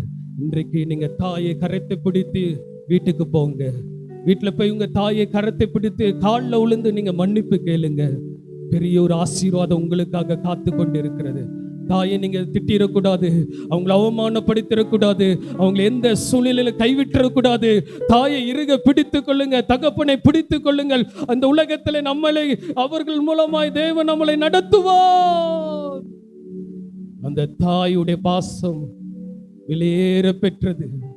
நல்ல சாப்பாடு ஊட்டி விட்டுருக்கிறாங்க, நேர நேரம் நமக்கு சமைச்சு கொடுத்துருக்கிறாங்க. அவங்களுடைய கண்ணீரான ஜெபம் இன்றைக்கு நம்மளை கர்த்தர் நடத்தி வந்திருக்கிறதே. சற்று நாம் சிந்தித்து தெய்வ சமூகத்திலே நம்மளை அர்ப்பணித்து, ஆண்டவரே உங்களுடைய சமூகத்தில் என்னை தரை மட்டும் தாழ்த்துகிறேன் அப்பா. ஆண்டவரே, தாயை கனப்படுத்துகிறேன், என் தகப்பனை கனப்படுத்துகிற அப்பா. நான் உமக்காய் வாழுவேன். அதே மாதிரி தேசத்தில் இருக்கிற எல்லா தாய்மார்களுக்காக ஜெபம் பண்ண போகிறோம். இந்த நேரத்தில் ரட்சிக்கப்படாத நம்ம தாயை எப்படி ஆண்டவர் தெரிந்து கொண்டாரோ, எல்லாரையும் ஆண்டவர் தெரிந்து கொள்ள முடியும். இன்னைக்கு நிறைய பேர் இருக்காங்க. கர்த்தர் எல்லாரையும் ரட்சிப்பிலே கர்த்தர் கொண்டு வருவாராக. இயேசுவின் நாமத்தினாலே ஜெபிக்கிறோம் ஜீவனுள்ள நல்ல பிதாவே. ஆமென். அன்பினருள் மொழியா ஆறுதல் அளிப்பவர், அன்பினருள் மொழியா ஆறுதல் அளிப்பவர், துன்ப வேளையில் தேற்றுவாரின்றியே பக்தரலருகின்றார், துன்ப வேளையில் தேற்றுவாரின்றியே பக்தரலருகின்றார். பாரில் கெத்சமனே. இதுல ஒரு முக்கியமான ஒரு வார்த்தை அதுல என்ன தோன்றுகிறது அப்படின்னா, இயேசு கிறிஸ்துனுடைய பிறப்புல இருந்து அந்த 33.5 வருடம் வரைக்கும் அவரை பராமரித்து வந்த அந்த தாய்க்கு கர்ப்பத்துல உருவாக்கும் முன்பே ஆண்டவர் ஒரு காரியத்தை சொன்னார். அதுல ஒரு முக்கியமான காரியம், கடைசி வரைக்கும் மனதிலே வைத்தார். இயேசு கிறிஸ்துனுடைய வளர்ச்சி, அவருடைய அற்புத அடையாளங்கள், அவருடைய மரணம், அவருடைய உயிர்த்தெழுதல், இவைகள் எல்லாவற்றையும் 33 வருஷம் வரைக்கும் அந்த அம்மா அப்பமும் சொல்லல, அதுக்கு பிறகும் சொல்லல. இது எல்லாமே எனக்கு தெரியும். இந்த குழந்தை உருவாகும் போதே ஆண்டவர் எனக்கு எல்லாத்தையும் பரிசுத்த ஆவியானவர் வெளிப்படுத்தினார். அது இப்படிதான் நடக்கும், எனக்கு நல்லாவே தெரியும் என்று சொல்லி கடைசி வரைக்கும் அந்த அம்மா சொல்லல. ஏன்னா தேவ திட்டம் என்னவோ அந்த திட்டத்துக்கு ஒப்பு கொடுத்தாங்க. அதனாலதான் இயேசு கிறிஸ்து இருந்த இடத்துல யோவானை அவர்களுக்கு மகனாய் இயேசு கிறிஸ்து கொடுத்து விட்டு சென்றார். அல்லேலூயா. இப்பொழுதும் 4வது வார்த்தையை சிஸ்டர் வின்சி ஜேஸ் அவர்கள் வந்து 4வது வார்த்தையை நமக்கு பகிர்ந்து கொள்வார்கள். பரிசுத்த நாமத்துக்கு மகிமை உண்டாவதாக. நம்ம எல்லாரும் தலைகளை தாழ்த்தி கர்த்தரை நோக்கி பார்ப்போம். எங்கள் பரலோக பிதாவே, குமாரனாகிய இயேசு கிறிஸ்துவின் சர்வ வல்லமையுள்ள நாமத்தினாலே இந்த நல்ல நாளுக்காக நன்றி செலுத்துகிறோம். இந்த நாளிலே ஸ்தோத்திரம் தியானிக்க போகிறதான வார்த்தையை உங்களுடைய சமூகத்திலே ஒப்புக் கொடுக்கிறோம். மாம்சமும் ரத்தமும் வெளிப்படுத்தி பேசுகிறபடி அல்ல, ஆவியானவர் நீர் ஒருவரே என்னிலிருந்து பேசும்படியாக என்னை உங்களுடைய சமூகத்திலே ஒப்புக் கொடுக்கும். நீர் மாத்திரம் வெளிப்படும். இயேசுவின் நாமத்தில் பிதாவே. ஹல்லேலூயா. எல்லாரும் ஒரு சத்தமா கரங்களை விட்டு ஹல்லேலூயா சொல்லுங்கம்மா. ஹல்லேலூயா, ஹல்லேலூயா. மார்க் எழுதின புத்தகம் சுவிசேஷம் 15வது அதிகாரம் 34வது வசனம். யாராவது ஒருவர் வாசிங்க. மார்க் எழுதின சுவிசேஷம் 15வது அதிகாரம் 34வது வசனம்.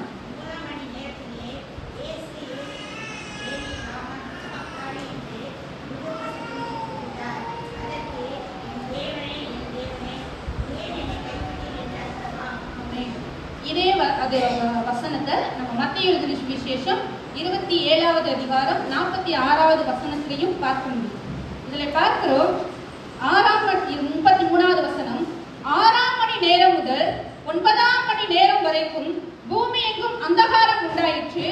9ஆம் மணி நேரத்திலே இயேசு ஏலோயி ஏலோயி லாமா சபக்தானி என்று மிகுந்த சத்தமிட்டு கூப்பிட்டார். அதற்கு என் தேவனே என் தேவனே ஏன் என்னை கைவிட்டீர் என்று அர்த்தமாம். ஹல்லேலூயா. சிலுவையினுடைய மரண தருவாயில இருக்கிற தேவன் சிலுவையில் இருந்து பேசின 4வது வார்த்தையை குறித்து நாம் தியானிக்க போகிறோம். இந்த ரெண்டு வசனத்தை நம்ம 3 பகுதியா தியானிக்க போகிறோம். இந்த 2 வசனத்தை 3 பகுதியாய் நாம் தியானிக்க போகிறோம். முதலாவதாக 33வது வசனம். 6ஆம் மணி நேரம் முதல் 9ஆம் மணி நேரம் வரைக்கும் பூமி எங்கும் அந்தகாரம் உண்டாயிற்று. அப்போ 3ஆம் மணி நேரம் அப்படின்னா 6வது மணியிலேருந்து 9 மணியை கூட்டணும் அப்படின்னு சொன்னா 15 வருது. அப்போ ரயில்வே டைம்ல 15 அப்படின்னு சொன்னா பிற்பகல் 3 மணி. 3 மணியிலிருந்து 6 மணி வரைக்கும் பூமியில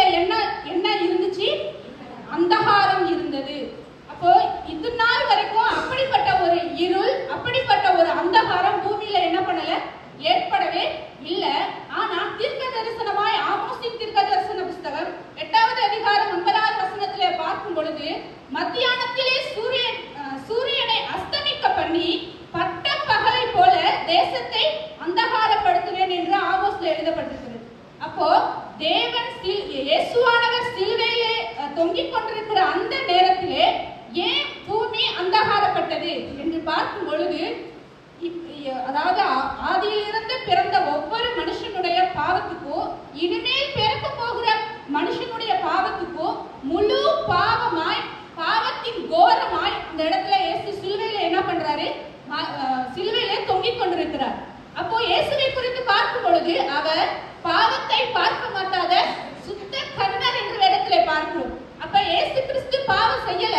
நம்முடைய பாவத்துக்காக, நம்முடைய அக்கிரமத்துக்காக, நாம் செய்கிற எல்லா தப்பிதங்களுக்காகவும் அவர் முழு பாவமாக சிலுவையிலே தொங்கினபடியினாலே அந்த முழு பாவத்தையும் பிதாவாகிய தேவனால என்ன பண்ண முடியல? பார்க்க முடியல. பார்க்க முடியாததுனாலே பூமி மிகவும் அந்தகாரப்பட்டது என்ற வேதத்திலே பார்க்கிறோம். அப்படி பூமி 3 மணி நேரம் அந்தகாரப்பட்டு இருள் சூழ்ந்து காணப்படுகிற அந்த பகுதியில், அந்த நேரத்திலே இரண்டாவதாக பார்க்கிறோம். 9ஆம் மணி நேரத்திலே இயேசு என்ன சொல்றாரு? ஏலோயி ஏலோயி லாமா சபக்தானி. இதை இயேசு தமிழ்லயே இங்க மொழி பெயர்த்திருக்கலாம். தமிழ்லயே மார்க் என்ன பண்ணிருக்கலாம்? சொல்லிருக்கலாம். என்ன சொல்லிருக்கலாம்? என் தேவனே என் தேவனே ஏன் என்னை கைவிட்டீர் அப்படின்னு சொல்லிட்டு தமிழ்லயே நம்ம என்ன பண்ணிருக்கலாம்? அவங்க மொழி பெயர்த்திருக்கலாம். ஆனா அவங்க ஏசப்பா சிலுவையில எந்த வார்த்தையை சொன்னாரோ அதே வார்த்தையை தான் இங்க என்ன பண்ணிருக்காங்க? எழுதி இருக்கிறாங்க. என்ன எழுதியிருக்காங்க? ஏலோயி ஏலோயி ஏன் என் லாமா சபக்தானி. ஏன் அப்படியே எழுதப்பட்டிருக்கிறது அப்படின்னா, இயேசு கிறிஸ்து அடிக்கப்படும் பொழுது 40க்கு 1 குறைய 39 அடிகள் அவருடைய சரீரத்துல என்ன பண்ணாங்க? அடிச்சாங்க.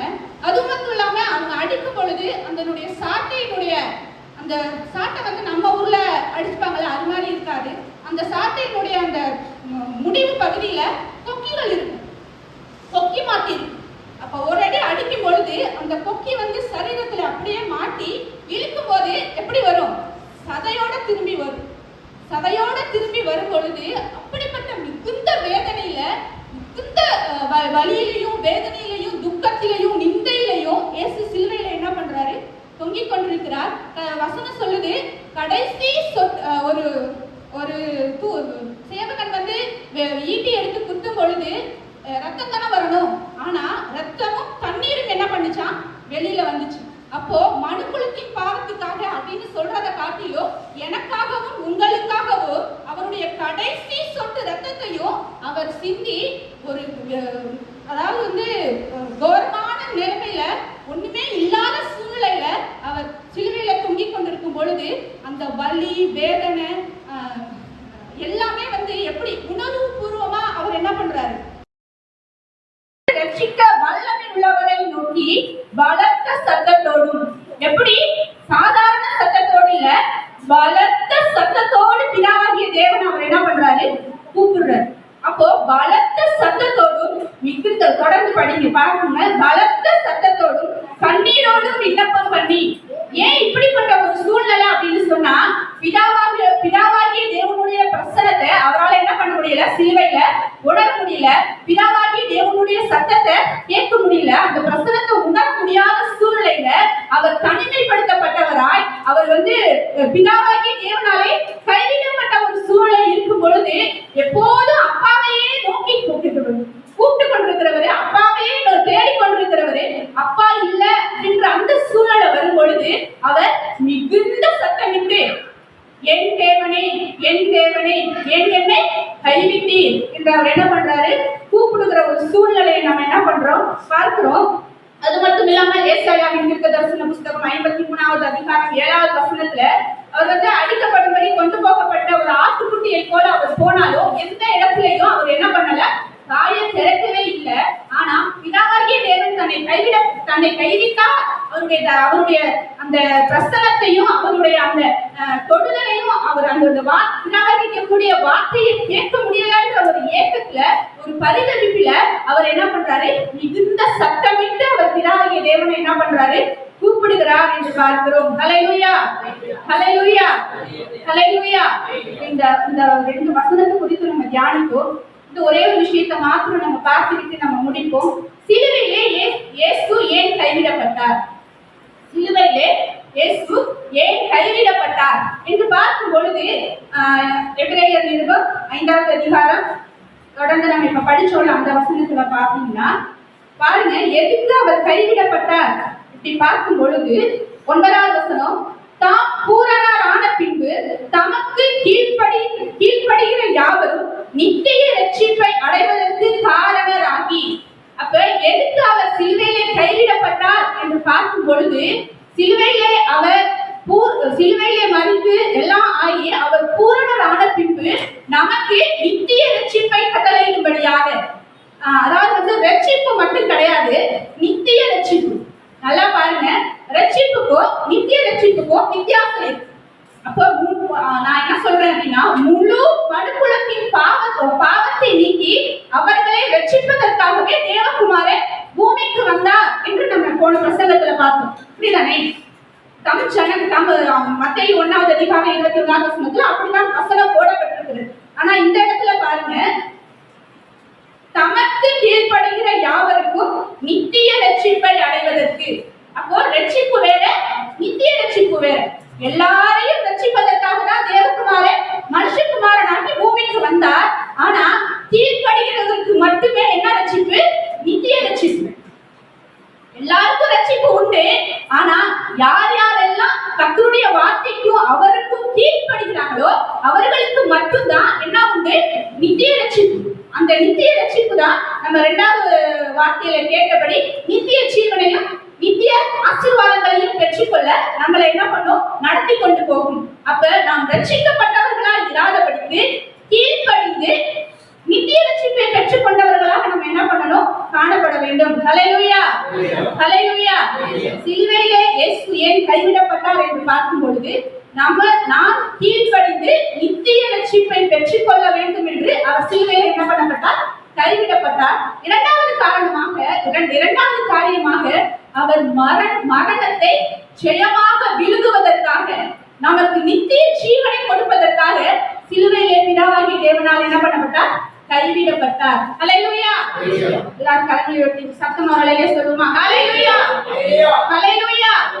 அப்போ ஏசாயாவின் புத்தகம் 25வது அதிகாரம் 8வது வசனத்திலே பார்க்கும் பொழுது, மரணத்தை அவர் ஜெயமாக விழுங்குவார் என்று போடப்பட்டிருக்கிறது. அதே 1 கொரிந்தியர் 15வது அதிகாரம் 8 ஒருவர் வாசிங்க. 1 கொரிந்தியர் 15வது அதிகாரம் 54வது வசனம். அறிவுள்ளவராகிய இது அழியாமையையும் சாதிக்கிறவராகிய இது சாவாமையை தடுக்கப்படும் போது மரணம் ஜெயமாக விழுங்கப்பட்டது என்று எழுதியிருக்கிற வார்த்தை நிறைவேறும். ஆமென். மரணம் ஜெயமாக விழுங்கப்பட்டது என்று எழுதியிருக்கிற வார்த்தை நிறைவேறும். அப்போ கீழ்ப்படிதல் உள்ளவர்கள் ஆகி நித்திய ஜீவனை பெற்றுக் கொள்ளுகிற நமக்கு 2ஆம் மரணத்துல என்ன கிடையாது? சத்தமா சொல்லுங்க. 2ஆம் மரணத்துல என்ன கிடையாது? 2ஆம் மரணத்துல என்ன கிடையாது? பங்கு கிடையாது. ஏன்னா ரகசிய வருகையிலே கர்த்தர் நம்மை எடுத்துக் கொள்வார். எல்லாரும் விசுவாசிக்கிறீங்களா? விசுவாசித்தவங்க ஒரு அல்லேலூயா சொல்லுமா? ஹல்லேலூயா, ஹல்லேலூயா. மரணம் ஜெயமாக விழுங்கப்பட்டது. 2ஆம் மரணத்திலே நமக்கு பங்கு கிடையாது. நான் முன்னையே மரித்திருந்தாலும் தெசலோனிக்கேயர்ல இருக்கிற பிரகாரம் நான் கர்த்தருக்கு முன்பாக மரித்தவர்கள் எழுந்திருப்பார்கள். நம்ம உயிரோடு இருந்தாலும் இயேசுவுக்கு எதிர்கொண்டு போக அந்த பரலோக வாசஸ்தலத்திலே நாம் பங்குள்ளவர்களாக கர்த்தர் நம்மை மாற்றுவதற்காக சிலுவையிலே இயேசு கைவிடப்பட்டார். ஹல்லேலூயா, ஹல்லேலூயா. அதனால ஒரே 2 விஷயம் தான். கர்த்தருடைய வருகை மிகுந்த சீக்கிரமா இருக்கிறது. இயேசு சிலுவையிலே கைவிடப்பட்ட அந்த பிதாவாகிய தேவனாலே கைவிடப்பட்ட அந்த சூழ்நிலையை நாம் நினைவு கூர்ந்து, நமக்காக இயேசு கைவிடப்பட்டார் என்று நினைவு கூர்ந்து நாம் ரட்சிப்பை பெற்றுக் கொண்டவர்களாக அல்ல, கீழ்ப்படிந்து நித்திய ரட்சிப்பை பெற்றுக் கொண்டவர்களாக. அந்த அந்த அந்த விஷயம் ரொம்ப முக்கியம். நித்திய ரட்சிப்பை பெற்றுக் கொண்டவர்களாக. அந்த நித்திய ரட்சிப்பு தான் நம்மளை கொண்டு போய் நித்திய ராஜ்யத்திலே நம்மளை கொண்டு போய் என்ன பண்ணும், சேர்க்கும். வெறும் ரட்சிப்பை மட்டும் வச்சுக்கிட்டு நம்ம பரலோகத்துக்கு என்ன பண்ண முடியாது, போக முடியாது. அந்த நித்திய ரட்சிப்பை நாம் கீழ்ப்படிந்து அந்த ரட்சிப்பை பெற்றுக்கொண்டு மரணத்தை அவர் ஜெயமாக விழுங்கும் பொழுது அவர் நமக்கு இரண்டாம் மரணத்துல என்ன கிடையாது, பங்கு இல்ல. கர்த்தருடைய ராஜ்யத்துல என்றென்றைக்கும் அவரே நமக்கு ஜீவனாய் ஒளியாய் நம்மை பிரகாசித்து நம்மை ஆசீர்வதித்து நடத்த அவர் போதுமானவராய் இருக்கிறார். எல்லாரும் கர்த்தருடைய சமூகத்திலே நம்மை நாமே ஒப்பு கொடுப்போமா? இயேசுவா, சிலுவையிலே எனக்காக பிதாவாகிய தேவனாலே எந்த இடத்திலேயும் நம்ம ஆதியாகமத்துல பார்க்கும் பொழுது 3 திருத்துவ தேவன் எல்லாரும் ஒன்னா இருந்தாங்க. எந்த சூழ்நிலையிலையும் என்னை தனிமையா இருக்க விடவில்லை என்று இயேசுவானவர் சொல்லி இருக்கிறார். அப்படிப்பட்ட சூழ்நிலையில உங்களுக்காகவும் எனக்காகவும் அவர் நித்திய ரட்சிப்பை கொடுக்கும்படியாக அவர் கைவிடப்பட்டார். எல்லாரும் தேவ சமூகத்திலே நாமே ஒப்பு கொடுப்போம். இயேசுவா, நீர் எனக்காக கைவிடப்பட்டீர். அந்த காரியத்தை நான் உணர்ந்து நான் வெறும் ரட்சிக்கப்பட்ட மனுஷனாய் இல்லாதபடிக்கு நித்திய ரட்சிப்பை பெற்றுக்கொள்ள எனக்குள்ள ஒரு கீழ்ப்படுதலை தேவன் தாங்கப்பா. கீழ்ப்படுதலை தாங்க.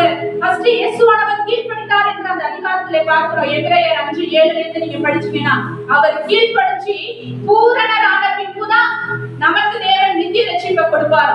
அப்ப நம்மளும் பூரணரா மாறணும்னா நம்மளுக்குள்ள ஒரு கீழ்ப்படுதல் இருக்கணும். கர்த்தருடைய சமூகத்திலே நாமே ஒப்பு கொடுப்போம்.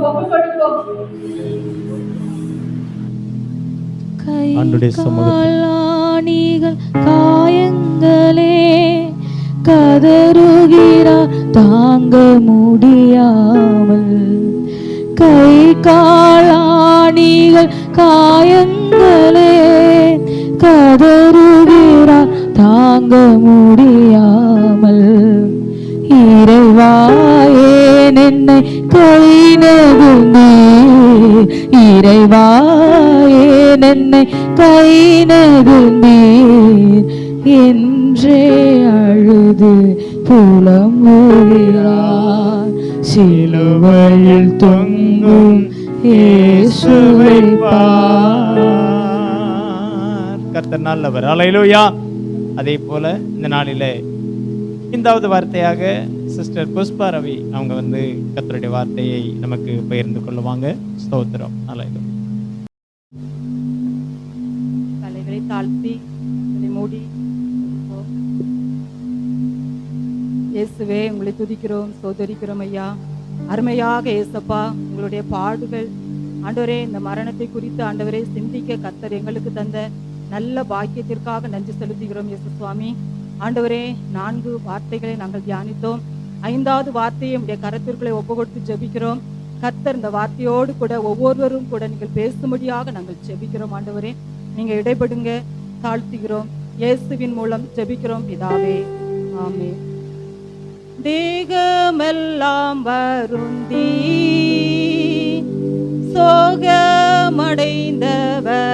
சோகமடைந்தவராய், தேகமெல்லாம் வருந்தி சோகமடைந்தவராய், தேவாதி தேவன் ஏகசூதன் படும் பாடுகள் எனக்காக, தேவாதி தேவன் ஏகசூதன் படும் பாடுகள் எனக்காக, பாரில் கெத்சமனே பூங்காவில் என் நேசரையே, பாவி எனக்காய் வேண்டுதல் செய்திடும் சத்தம் தொனித்திடுதே, பாவி எனக்காய் வேண்டுதல் செய்திடும் சத்தம் தொனித்திடுதே.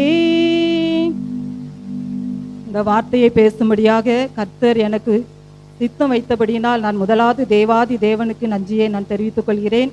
அருமையான இந்த வாய்ப்பை தந்த அருமையான பாஸ்டருக்கும் அருமையான சிஸ்டருக்கும் என்னுடைய நன்றியை நான் தெரிவித்துக் கொள்கிறேன். வந்திருக்கிற ஒவ்வொருவருக்கும் கல்வாரி நாயகனாம் கர்த்தராயிருக்கிற இயேசு கிறிஸ்துவினுடைய நாமத்தினால் என்னுடைய அன்பின் வாழ்த்துதல்களை நான் தெரிவித்துக் கொள்கிறேன். இப்பொழுதும் நாம் தியானிக்க வேண்டிய வார்த்தை இயேசு கிறிஸ்து சிலுவையில் சொன்ன 5வது வார்த்தையை குறித்து நாம் தியானிக்க போகிறோம். அவர் சிலுவையில் சொன்ன 5வது வார்த்தை தாகமாயிருக்கிறேன் என்கிற வார்த்தை. இதற்கு ஆதாரமாக நாம் எடுத்துக்கொள்ள வேண்டிய வாசிக்க வேண்டிய வேத வசனம் யோவான் 19வது அதிகாரம் 28வது வசனம். யோவான் 19:28.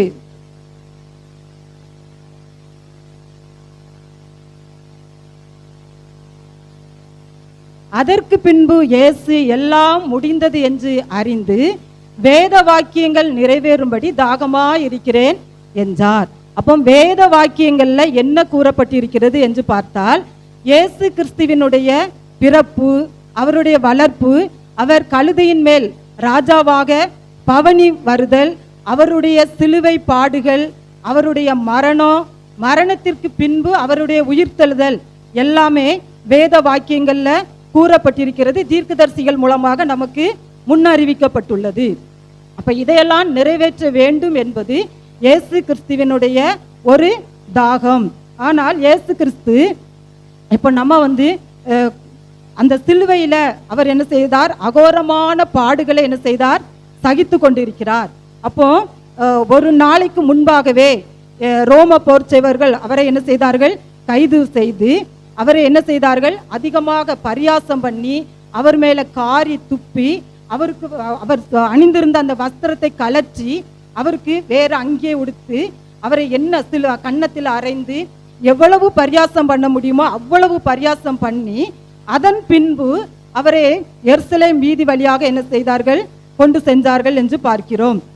இப்போ நம்ம இந்த வெயில்ல ஒரு 10 நிமிஷம் நடக்கிறோம்னு சொன்னா நமக்கு என்ன வருது? ஒரு தாகம் வந்துடும். அப்போ இப்போ ஒரு வேலையை நம்ம 1 மணி நேரம் பார்த்துக்கிட்டு இருக்கோம், தொடர்ச்சியா செய்துக்கிட்டு இருக்கோம்னு சொன்னாலே நமக்குள்ள என்னது வந்துடும்? ஒரு தாகம் வந்துடும்.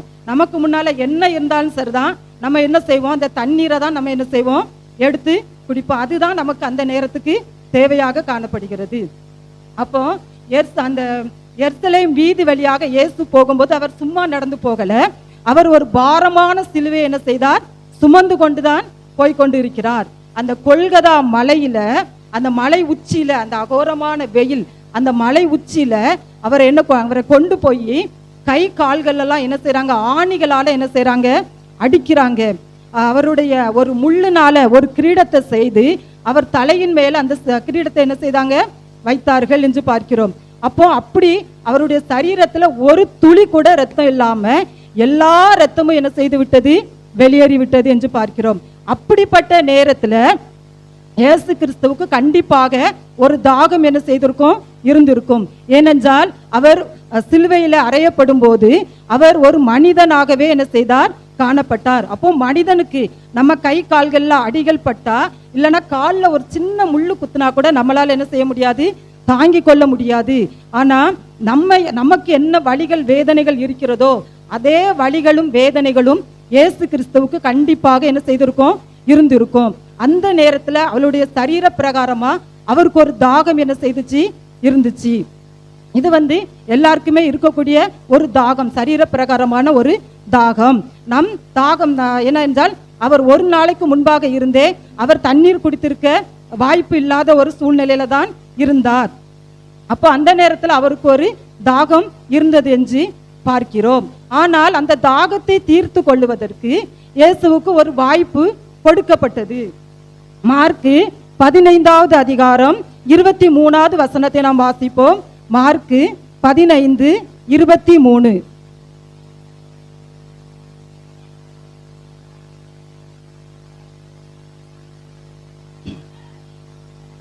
வெள்ளை போலம் கலந்த திராட்சை ரசத்தை அவருக்கு குடிக்க கொடுத்தார்கள், அவர் அதை ஏற்றுக்கொள்ளவில்லை என்று பார்க்கிறோம்.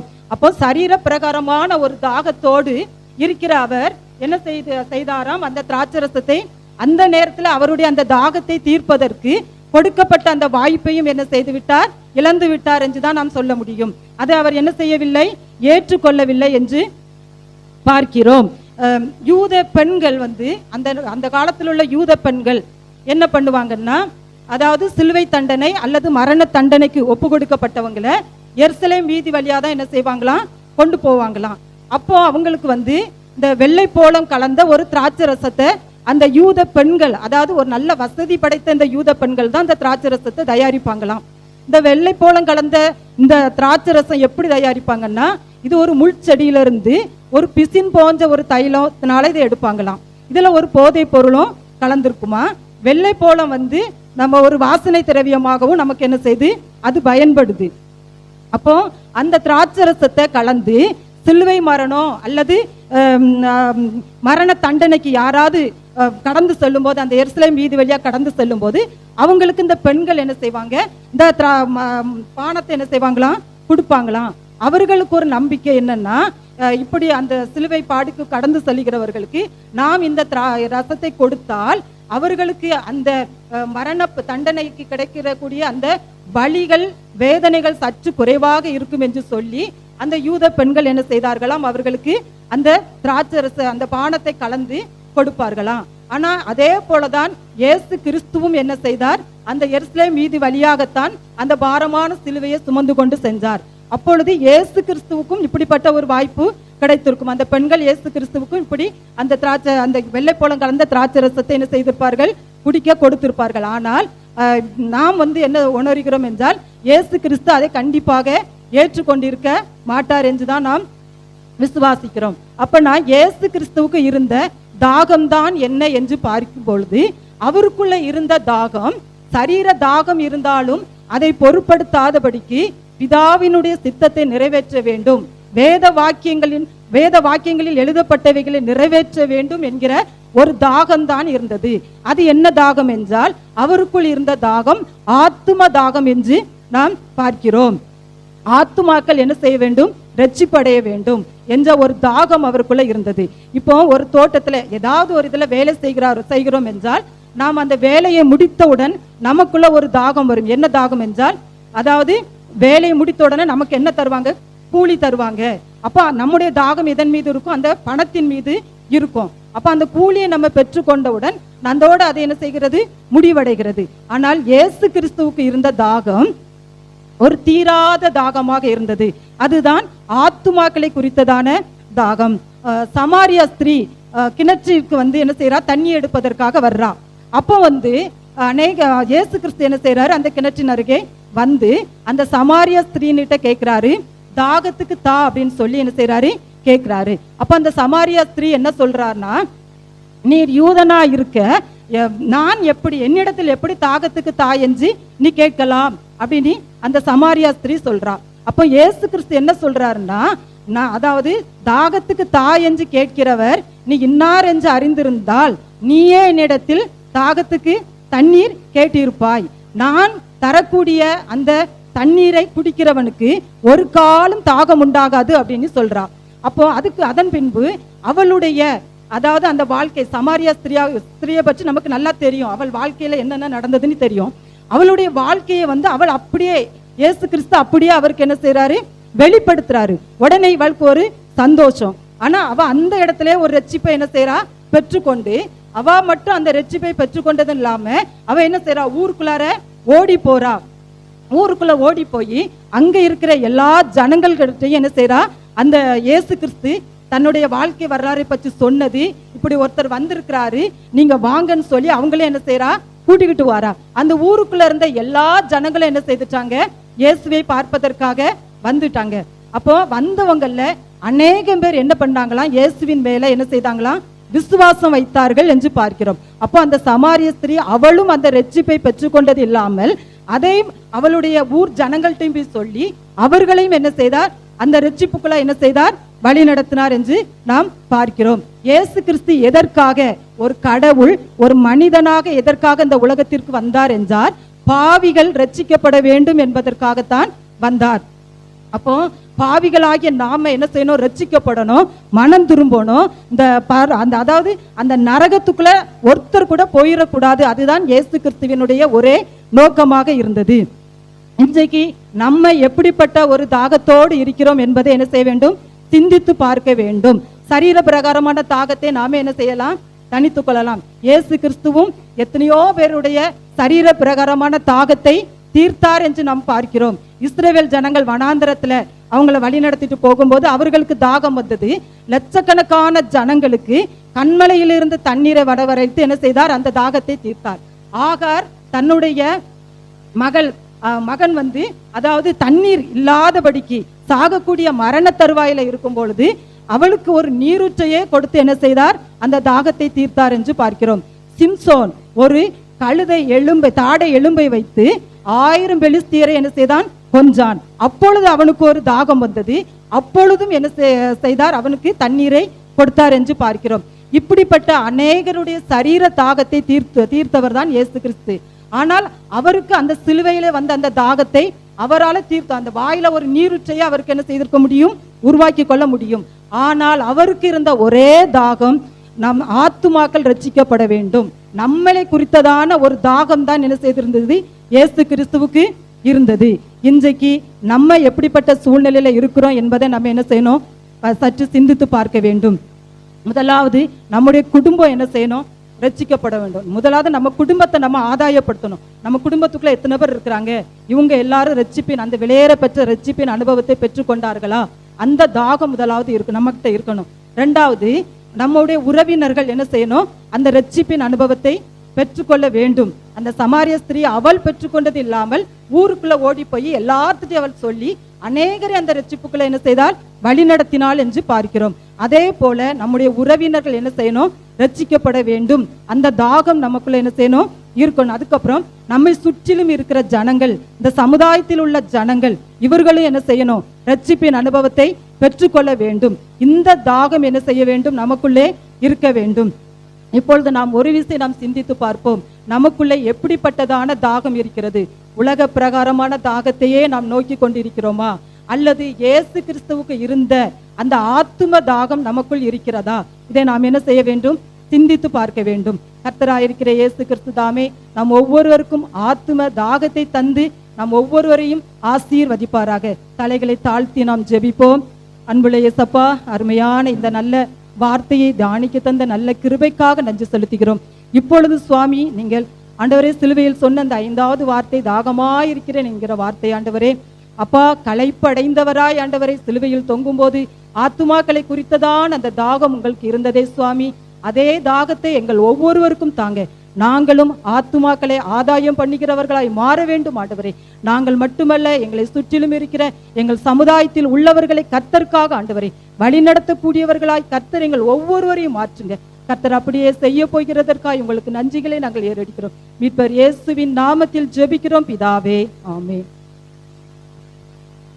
இரத்தத்தின் பெருந்துளியாய் வேர்வையும் சிந்தி நீரே வாரினால் அடிபட்டே இரத்தமும் ஓடியதே, நீரோ தாகத்தால் தவித்தீரே. என் இயேசுவே, தாகம் தாகம் தாகமென்றீர், தாகத்தை தீர்க்க வருகிறேன். உந்தனின் சித்தமே என்றும் நான் செய்திடுவேன். கர்த்தர் நல்லவர். அல்லேலூயா. 6வது வார்த்தையை சிஸ்டர் தேவா பீட்டர் வந்து நமக்கு அந்த வார்த்தைகளை பகிர்ந்து கொள்வார்கள்.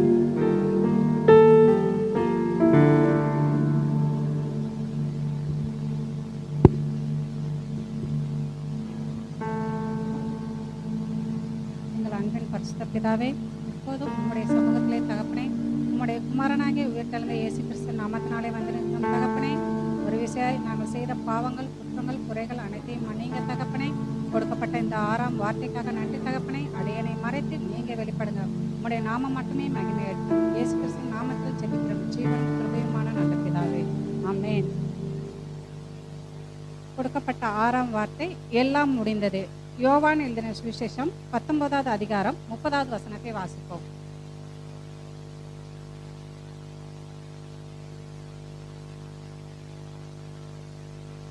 முடிந்ததுன்னு சொல்லி அவரோட ஆவியை ஒப்பு கொடுக்கிறார். இந்த முடிந்ததுன்னு சொல்ற வார்த்தை இது ஒரு தோல்வியின் வார்த்தை அல்ல, இது ஒரு விரக்தியின் வார்த்தை அல்ல, இது ஒரு வெற்றியின் வார்த்தை. பிதாவானவர் எனக்கு கொடுத்த திட்டத்தை, அவரோட சித்தத்தை நான் செஞ்சு முடிச்சிட்டேன் அப்படின்னு சொல்லி ஒரு வெற்றியுள்ள வார்த்தையா அவர் அந்த சிலுவையில சொல்றாரு, நான் இதை முடிச்சிட்டேன்ப்பா, நீங்க கொடுத்த என்னோட கிரியையை நான் வெற்றிகரமா செஞ்சு முடிச்சிட்டேன், ஒரு கீழ்ப்படுதல் உள்ள பிள்ளையா நான் முடிச்சிட்டேன்ப்பா அப்படின்னு சொல்லி ஒரு பூரணத்தின் வார்த்தையா சொல்றாரு. பிதாவானவருடைய சித்தம் என்ன அப்படின்னு நம்ம பார்த்தோம்னா, தம்முடைய ஒரே பேரான குமாரனை விசுவாசிக்கிறவன் எவனும் கெட்டு போகாமல் நித்திய ஜீவனை அடையும்படிக்கு அவரை உலகத்திற்கு தந்தர்லி இவ்வளவாய் அன்பு கொண்டார். உலகம்னா யாரு? நம்ம மேல ஏன் அவர் அன்பு வச்சார் அப்படின்னா, நம்மளுடைய பாவங்களை நீக்கி நம்முடைய குமாரனாகிய இயேசு கிறிஸ்து கிருபாதார பலியா சிலுவையில அவரை ஒப்பு கொடுக்கிறாரு. தேவனாகிய பிதாவானவர் குமாரனை எதுக்கு பூமிக்கு அனுப்பி வச்சார் பார்ப்போம்னா, மத்தேயு எழுதின சுவிசேஷம் 1வது அதிகாரம் 21வது வசனம் வாசிப்போம்.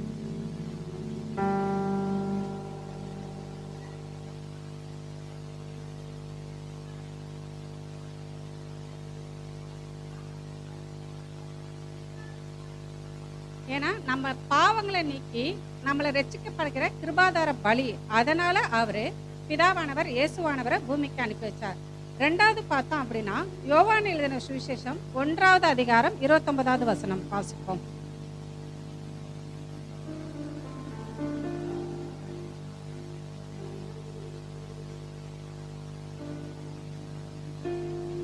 யோவான் எழுதின சுவிசேஷம் 1வது அதிகாரம் 29வது வசனம்.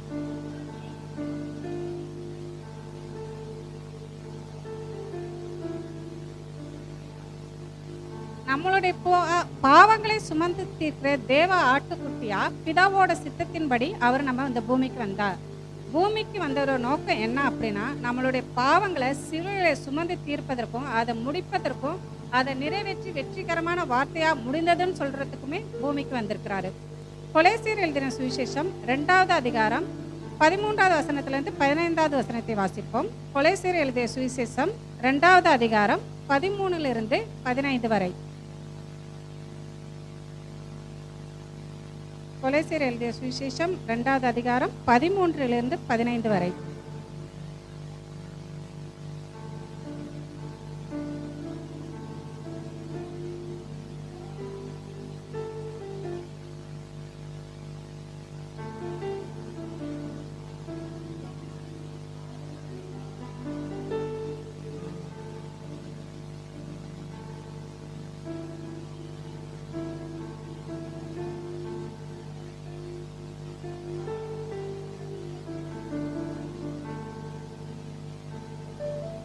பாவத்தினாலையும் மாம்சத்துல விருத்த சேதனமெல்லாம் இல்லாம இருந்து மருத்துவராய் இருந்த நம்ம பிதாவானவர் இயேசுவோட கூட சிலுவையிலே கிருபாதார பலியாய் ஒப்பு கொடுத்து நம்மளை உயிர்ப்பிக்கிறார். நம்முடைய அக்கிரமம் எல்லாத்தையும் நமக்காக அவர் சிலுவையிலேயே மன்னிச்சிட்டாரு. அந்த சிலுவையிலே நமக்கு ஒரு வெற்றியுள்ள வார்த்தையா அந்த எல்லாம் முடிந்ததுன்ற வார்த்தையை சொல்றாரு. மாம்சத்துக்குரிய இதாகிய நம்முடைய சாபம், மீறுதல், அக்கிரமம், சத்ருவனுடைய எல்லா கிரிகையிலையும் சிலுவையிலே வெற்றி சிறக்க பண்ணினார். இப்போது நாம பார்க்கோம்னா, நம்ம நியமிச்சிருக்க ஓட்டத்துல, பிதாவானவர் நமக்கு நியமிச்சிருக்க ஓட்டத்துல நம்மளால முழுவதுமா முடிக்க முடியுதா? வெற்றியுள்ள வாழ்க்கையை நான் முடிச்சிட்டேன் அப்படின்னு சொல்ல முடியுமான்னு கேட்டோம்னா இல்ல. ஆவிக்குரிய வாழ்க்கையில வெற்றிகரமா தொடங்குறோம், ஆனா முடிக்கிறோமான்னு கேட்டா முடியல. அப்ப நம்ம அதை வெற்றிகரமா முடிக்க என்ன செய்யணும் அப்படின்னா, பரிசுத்த ஆவியானவரோட உதவியோடு இயேசு கிறிஸ்துவானவர் நமக்கு முன்வைத்த முன்மாதிரியின்படி நம்ம அந்த ஓட்டத்தை முடிக்கணும். வாசிப்போம். யோவான் எழுதின சுவிசேஷம் 4வது அதிகாரம் 34வது வசனம். யோவான் எழுதின சுவிசேஷம் 4வது அதிகாரம் 34வது வசனம்.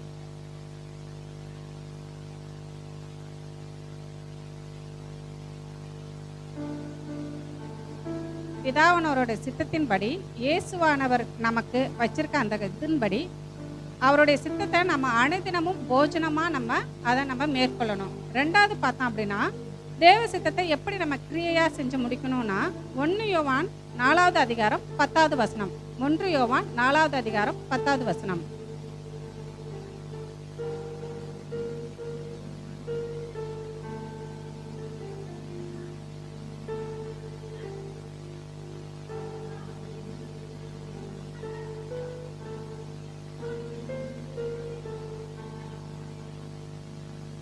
நாம அவர் மேல வச்ச அன்புனால இல்லைங்க, அவர் நம்ம மேல வச்ச அன்புனால மட்டும்தான் இந்த நமக்கு நியமிச்சிருக்க இந்த ஓட்டத்தை நம்ம வந்து முடிக்க முடியும். அதனால தினமும் அவரோட சித்தம் என்னன்றத போஜனமா நம்ம அதை கேட்டுட்டு அதன்படி நம்ம செய்வோம். அவர் நமக்கு கொடுத்திருக்க ஓட்டத்தை பரிசுத்த ஆவியானவராகிய தேற்றவாரோடு வெற்றிகரமா முடிச்சு நமக்கு நியமிச்சிருக்க ஓட்டத்துல நாமும் முடிந்ததுன்னு சொல்லுவோம். ஒரு விஷயம் ஜெபிப்போம். நாம இயேசப்பா, நீங்க கொடுத்த இந்த வார்த்தைக்காக நன்றி தகப்பனே. இதன்படி நாங்க வெற்றியுள்ள வாழ்க்கை வாழ நீங்க உதவி செய்யுங்க. ஜீவனும் கிருபையுமான நல்ல பிதாவே, ஆமென்.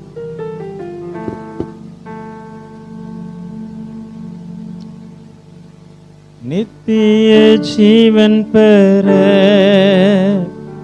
நீதிமானாய் மாற, நித்திய ஜீவன் பெற நீதிமானாய் மாற, ஜீவன் தரும் கனியாய் சிலுவையில் தொங்கினீர், ஜீவன் தரும் கனியாய் சிலுவையில் தொங்கினீர், ஒப்பு கொடுத்தீரையா உம்மையே எனக்காக,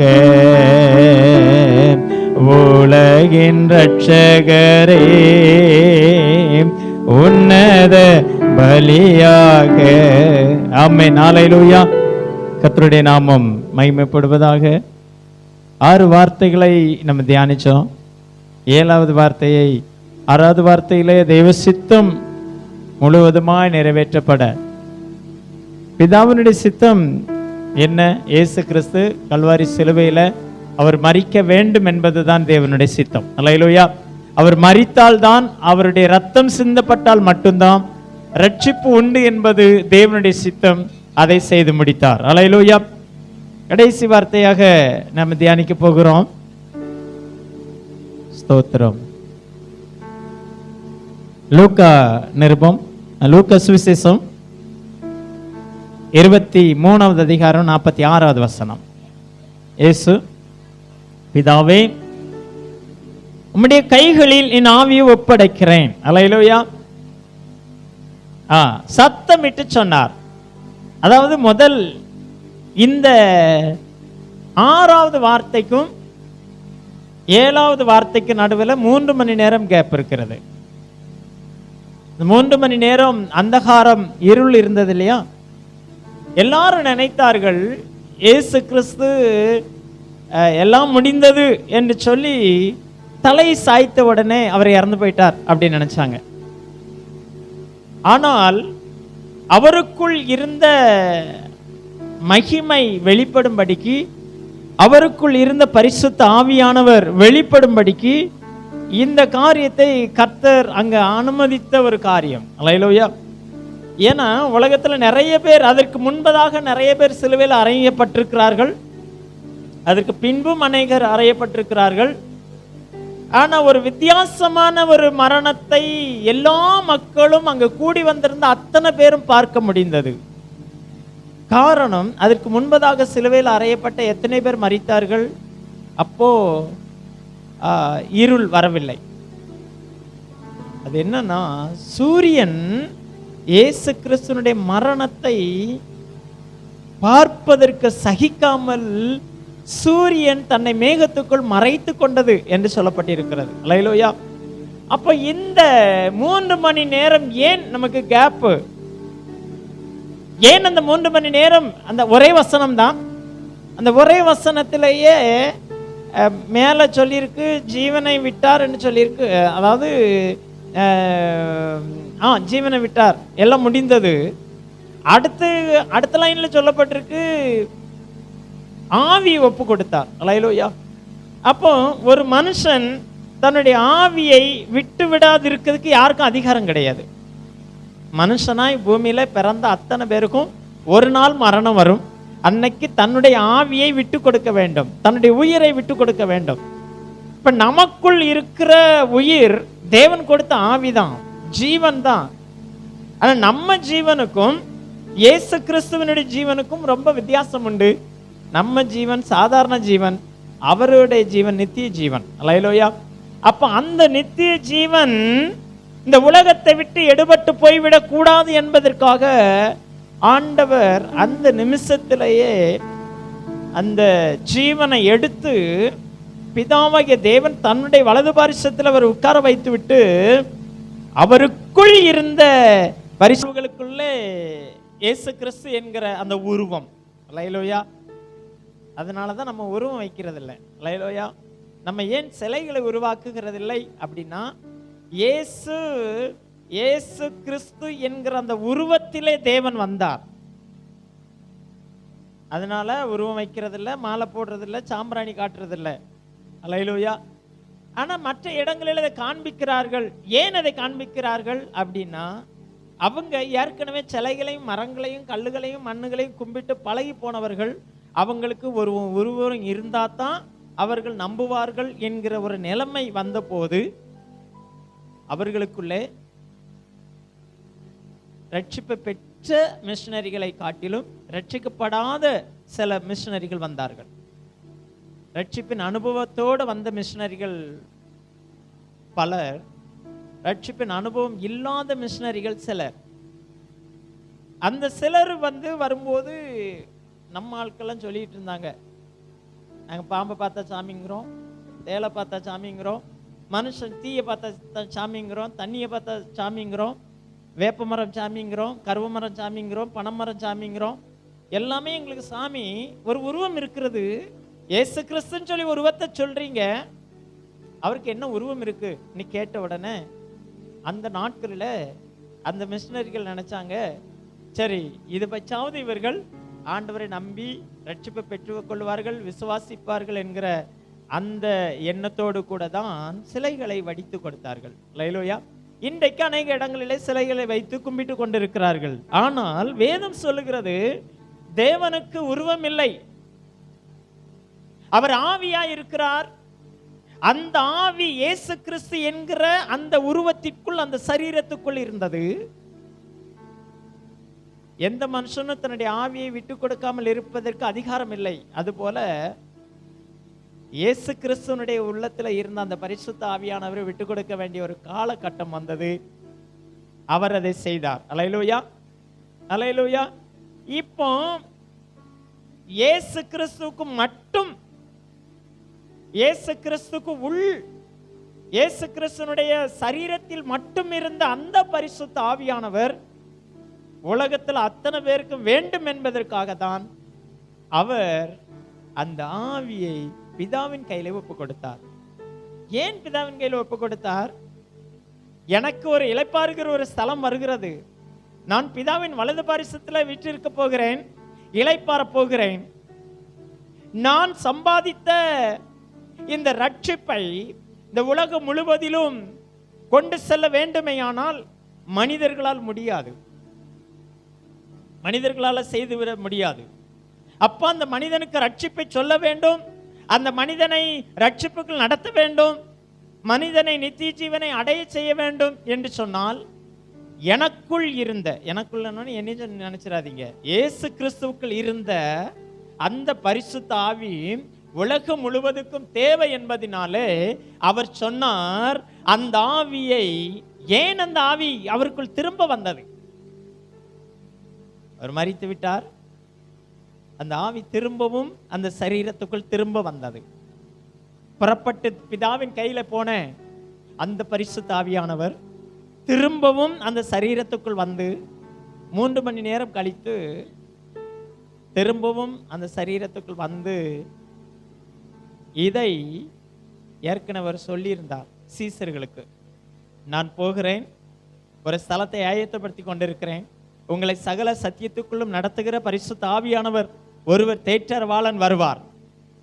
அதுவரைக்கும் அவருக்குள் இருந்த பரிசுத்த ஆவியை மற்றவர்கள் அறியவில்லை, மற்றவர்களுக்கு தெரியாது, சீசர்களுக்கு தெரியாது. கூடவே இருந்தார்கள், அவரோடு கூட உணவு உண்டார்கள், அவரோடு கூட தங்கினார்கள், அவர் போன இடமெல்லாம் அவரோடு கூட போனார்கள். அவர்களுக்கும் பரிசுத்த ஆவியானவருடைய அபிஷேகம் தெரியல. இன்னைக்கு நிறைய நேரங்களில் நமக்குள் இருக்கிற அந்த பரிசுத்த ஆவியானவரை நாம சில நேரம் உணர்கிறோம், சில நேரம் உணர மாட்டேங்கிறோம். சில நேரம் வெளிப்படுத்துகிறோம், சில நேரம் வெளிப்படுத்த மாட்டேங்கிறோம். சில நேரங்களில் அவர் நம்ம கூட இருக்காரா என்பது நமக்கு சந்தேகம். அப்படிப்பட்ட நிலைமையில தான் நம்ம யோசிக்கிறோம் மனிதர்கள். ஆனால் அந்த பரிசுத்த ஆவியானவரை திரும்பவும் இந்த பூமிக்குள் அனுப்ப வேண்டும், மனிதர்களுக்குள் அனுப்ப வேண்டும்.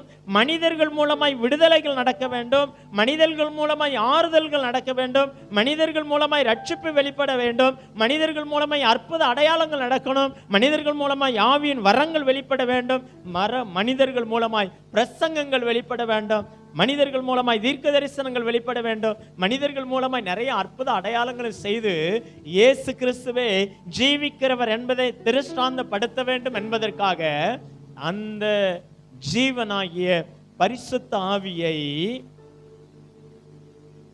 உலகத்துக்கு கொடுப்பதற்காக அது ஆண்டவர்கிட்ட சொன்னார். அல்லேலூயா. இதை சாதாரணமாய் அவர் செய்யவில்லை, தன்னார்வமாக ஒப்பு கொடுத்தார். நமக்கு இப்ப மனிதர்களை எடுத்துக்கொள்வோமே, சொத்து நிறைய இருக்கு, மனதார யாருக்காவது ஒரு 50 ரூபா சரி போயிட்டு போகுதுன்னு கொடுக்குறோமா? கொடுக்க மாட்டேங்கிறோம். கழுத்து நிறைய 10-15 பவுன் நகை போட்டு போறோம், அதுக்காக இருக்கிறத கொடுங்கன்னு சொல்லல. பர்ஸ் நிறைய, பேக் நிறைய, கையில காசை கொண்டு போறோம். இப்ப பெரும்பாலும் எல்லாருமே வெளியில, வீட்டை விட்டு வெளியில போனா 200 ரூபாய் மக்கு குறைஞ்சி யாரும் கையில இல்லாம போறது கிடையாது. நம்ம போகிறோம், ஒரு மனிதன் அந்த இடத்துல இருந்துட்டு பிச்சை கேட்டுட்டு இருக்கான், நம்ம என்ன செய்வோம்? மேக்சிமம் கொடுக்க மாட்டோம். ஏன் கொடுக்க மாட்டோம்? அவன் உண்மையா பிச்சைக்காரனா அல்லது சம்பாதிக்கிறதுக்காக பிச்சைக்காரனா இருக்கானா? பல யோசனை தோண்டுகிறதுனால நம்ம அவனுக்கு கொடுக்க மாட்டோம். ஆனா உண்மையிலேயே ஒரு மனிதன் தன் கையில எல்லாவற்றையும் இருந்ததெல்லாம் தொலைச்சிட்டு ஒரு கூட்டத்துக்கு போறான், அல்லது பஸ் ஸ்டாண்ட்ல இருக்கான், பஸ்ல உட்கார்ந்துட்டு இருக்கான், எவனோ ஒருத்தன் பிட் பாக்கெட் அடிச்சுட்டு போயிட்டான். நல்ல வெள்ளையும் சொல்லாம பேண்ட் ஷர்ட்டோட நிக்கிற மனுஷன் நம்ம கிட்ட வந்து கேட்கறதுக்கு கூச்சப்பட்டு ஒரு மாதிரி வந்து அதுக்கு பிறகு கேட்கறான்னா நம்ம அவனுக்கு கொடுக்க மாட்டோம். கேட்டா அவனை பார்த்த உடனே சொல்லுவான், வெள்ளையும் சொல்லி மாதிரி இருக்கான், இவன் வந்து இப்படி கேட்கறானே, இவன் தான் ஏமாத்துறான் நம்ம நினைப்போம். ஆனால் வஸ்திரமெல்லாம் அழுக்காகவும் கீழையும் கடந்து உருண்டு பிறண்டு வந்து, அக்கா ஒண்ணுமே இல்லைக்கா, பஸ்ஸை விட்டுட்டேங்க்கா, கொஞ்சம் உதவி செய்யுங்கக்கா. உடனே நம்ம அக்கா மாதிரி நினைச்சுவாங்கன்னா அதுலேயும் பர்ஸை திறந்து பார்த்துட்டு சின்ன ரவுண்டு காசு இருக்கா பெரிய ரவுண்டு காசு இருக்கான்னு பார்த்துட்டு அதுக்கு பிறகு எடுத்து அவங்க கையில் கொடுத்துருவாங்க. கேட்டால் சொல்லுங்க, பாவம். யார் பாவம்? அவன் 20 பேருக்கிட்ட 10 ரூபாயா வாங்கிட்டு போவான். வாங்கிட்டு அவனுக்கு கொடுத்தாலும் பசிக்குதுன்னு கேட்பான். உடனே பசிக்குதுன்னு கேட்டோன்னே நம்ம 10 ரூபா கொடுப்போம். நம்மளை மாதிரி 10 பேர்கிட்ட 10 ரூபா வாங்கினா 100 ரூபா. 100 ரூபாயை வாங்கிட்டு நேராக ஒரு இடத்துக்கு போயிடுவான். அங்கே போய் வாங்கி ஊற்றிட்டு திரும்ப அங்கே கிடப்பான். ஆனால் மனிதர்களோ இன்றைக்கு ஆவியை பகுத்தறியும் வரம் இல்லாத மனிதர்களாய் நம்ம இருக்கிறோம். ஆண்டவர் சொல்லுகிறார், நான் உங்களுக்காகத்தான் தன்னார்வமாய் பரிசுத்த ஆவியானவரை உங்களுக்கு விட்டு கொடுக்கிறேன். அல்லேலூயா, அல்லேலூயா. அவர் ஒருத்தர் தாங்க சொன்னதை செஞ்சாரு. பாட்டை பாடுவாங்க, சொன்னதை செய்வேன் செய்வதை சொல்லுவேன் வேறொன்று தெரியாது அப்படிலாம் பாடுறாங்க. ஆனா சொன்னதை சரியாய் நிறைவேற்றி முடித்த 100% மனிதனாகவும் 100% தெய்வமாகவும் செயல்பட்டவர் இயேசு கிறிஸ்து மட்டும்தான். அல்லேலூயா, அல்லேலூயா. நிறைய பேர் இதை புரிந்து கொள்ளாததுனால தான் இயேசு கிறிஸ்துனுடைய மரணத்தையும் ரட்சிப்பையும் அவருடைய கிரியைகளையும் தவறுதலாய் புரிந்து கொள்ளுகிறார்கள். அல்லேலூயா. இந்த பிதாவுடைய கையில என்னுடைய ஆவியை ஒப்பு கொடுக்கிறேன் அப்படின்னா என்ன அர்த்தம்? ஒரு சிலுவையில் ஒரு மனிதன் தொங்குகிறான் என்று சொன்னா அவனுக்கு ஜீவன் போகிற நேரத்துல தலை தொங்காது, தலை சாயாது. ஏன்னா ரத்தங்கள் வழிய கைகளிலே ஆணி அடிக்கப்பட்டு கால்களில் ஆணி அடிக்கப்பட்டு அவர் ரொம்ப தவித்து கொண்டிருக்கும் போது மேல் மூச்சு வாங்கும். தண்ணீர்ல மூழ்கிறவங்களை பார்த்துட்டீங்கன்னா மேல் மூச்சு வாங்கும். ஹார்ட் அட்டாக்ல இருக்கிறவங்களை பார்த்தீங்கன்னா மேல் மூச்சு வாங்கும். ஒரு பயத்தோடு இருக்கிறவங்களை பார்த்துட்டீங்கன்னா மேல் மூச்சு வாங்கும். அந்த மரணம் பயம் வந்துட்டாலே மேல் மூச்சு வாங்கும். அப்ப அடி வயிற்றுல இருந்து அந்த மேல் மூச்சு மேல வரும்போது அந்த தலை மேலும் கீழே ஆடுமே தவிர தலை சாயாது. ஆனால் இயேசு கிறிஸ்து ஒருத்தர் தான் அந்த நேரத்துல தலை சாய்த்தார் என்று சொல்லப்பட்டிருக்கிறது. அவர் தலை சாய்ச்ச உடனேயே அங்க சுற்றி இருந்த எல்லாரும் பார்த்தாங்க, இதுவரைக்கும் எத்தனையோ மரணத்தை பார்த்திருக்கிறோம், இவர் மரணம் மட்டும் வித்தியாசமா இருக்குது, இவர் தேவகுமாரன் என்று சொன்னார்கள். அல்லேலூயா, அல்லேலூயா. அப்ப அப்படிப்பட்ட விதத்துல இருந்தார். இப்ப நம்ம தொடர்ந்து நடத்திட்டு இருக்கிறோம். சிஎஸ்சி சபைகள் எல்லாம் எப்படி செய்வாங்கன்னா, இந்த 12 மணில இருந்து 3 மணி வரைக்கும் அங்க ஜெபம் நடத்த மாட்டாங்க. 10 மணிக்கு ஆரம்பிப்பாங்க, 12 மணி வரைக்கும் ஜெபம் பண்ணுவாங்க, பிரசங்கம் நடக்கும். 12 மணில இருந்து 3 மணி வரைக்கும் நடத்த மாட்டாங்க. ஏன் அதை நடத்த மாட்டாங்க? இந்த 12 மணியில இருந்து 3 மணி வரைக்கும் தான் அந்த இருள் சூழ்ந்திருந்தது. அது சரியான கணக்கு அங்க சொல்லப்பட்டிருக்கிறது. ஏன் அந்த இருள் சூழ்ந்த போது மக்கள் தடுமாறினார்கள். சூரியன் தன்னை மறைத்து கொண்டது. வசனம் அப்படிதான் சொல்லுது. சூரியன் இயேசு கிறிஸ்துவினுடைய மரத்தை பார்க்க முடியாமல் தன்னை மறைத்து கொண்டது. ஒரு இயற்கை நின்று ஸ்தம்பித்து போனது. நீங்க பாப்பீங்களா, சில சினிமாக்கள்ல பார்த்தீங்கன்னா நல்ல புயல் அடிச்சுக்கிட்டு இருக்கிற மாதிரி இருக்கும், டக்குன்னு எல்லாம் அப்படியே நிற்கும். பறக்கிற பறவை அப்படி நிற்கும், மரம் அப்படி மறந்துகிட்டு இருக்கும், அப்படி நின்றுட்டு இருக்கும், மனிதன் அப்படியே நின்றுட்டு இருப்பான், கார் ஓடாது அப்படியே நின்றோம். அது மாதிரிதான் அந்த 3 மணி நேரமும் இருந்தது. இதனாலே மனிதர்கள் பயந்தார்கள். ஓ, இது என்னமாய் முடிய போகுது என்று சொல்லி தெரியாமல் இருக்கிற நேரத்துல தான் இவர் என் ஆவியை நான் ஒப்பு கொடுக்கிறேன் என்று சொல்லுவதற்கு காரணம், எனக்குள் இருந்த அந்த அபிஷேகம் என்னை விசுவாசிக்கிற அத்தனை பேருக்கும் போகணும். இயேசுவை விசுவாசிக்கிற அத்தனை பேருக்கும் அந்த பரிசுத்தாவின் அபிஷேகம் வரணும். அப்ப ஏன் சில பேருக்கு வரல? விசுவாச குறைவு. அல்லேலூயா. பரிசுத்த ஆவியை பெற்றுக்கொள்ள ஆசைப்படுகிற ஒருவரையும் அவர் சும்மா விடுகிறவர் அல்ல. ஆசைப்படுற அத்தனை பேருக்கும் கொடுப்பார். அல்லேலூயா. சந்தேகப்படாம அவரை ஏற்றுக்கொள்ளணும். அல்லேலூயா, அல்லேலூயா. அந்நிய பாஷைகள் வருகிறது.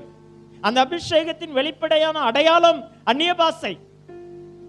அந்த அந்நிய பாஷை வெளியில வரும்போது பரிசுத்த ஆவியானவர் எனக்குள்ளே இருந்து பேசுவார். ஆனால் நான் தான் பேசணும்.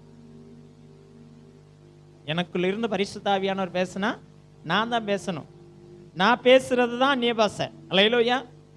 அந்த ஆவியானவர் எனக்குள்ள இருந்து வெளிப்படும் போது நான் பேசுற வார்த்தைகள் அந்நிய பாஷை. இது பரிசுத்த ஆவியானவர் எனக்கு கொடுத்த பாஷை என்று சொல்லி விசுவாசித்தால் அந்த அபிஷேகம் நிலைத்திருக்கும். இல்ல நான் தானே பேசுறேன் என்ன, அது அப்படியே அவிஞ்சு போயிடும். அல்லேலூயா. ஏன்னா அது தொடராது. அல்லேலூயா. நான் பேசுறேன் நினைக்க கூடாது. பரிசுத்த ஆவியானவர் என்னிலிருந்து பேசுகிறார். இது எல்லாருக்கும் கொடுக்க வேண்டும் என்பது அவருடைய விருப்பம். அதனால தான் அந்த ஆவியை நீங்களும் நானும் பெற்றுக்கொள்ள வேண்டும் என்று சொல்லி ஆசைப்படுகிறோம். அல்லேலூயா. 120 பேர் கூடியிருந்தாங்க. இயேசு கிறிஸ்து விட்டு சென்ற அந்த பரிசுத்த ஆவியானவரை பெற்றுக்கொள்வதற்கு, அதுக்கு முன்னால பரிசுத்த ஆவியை அவர்கள் அறிந்ததில்லை, பெற்றதில்லை, அந்நிய பாஷை பேசினதில்லை. இயேசு கிறிஸ்துவுமே அந்நிய பாஷை பேசல.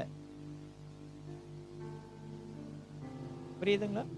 இயேசு கிறிஸ்துவுக்கு அரமேய் பாஷை நல்லா தெரியும், லத்தீன் நல்லா தெரியும்.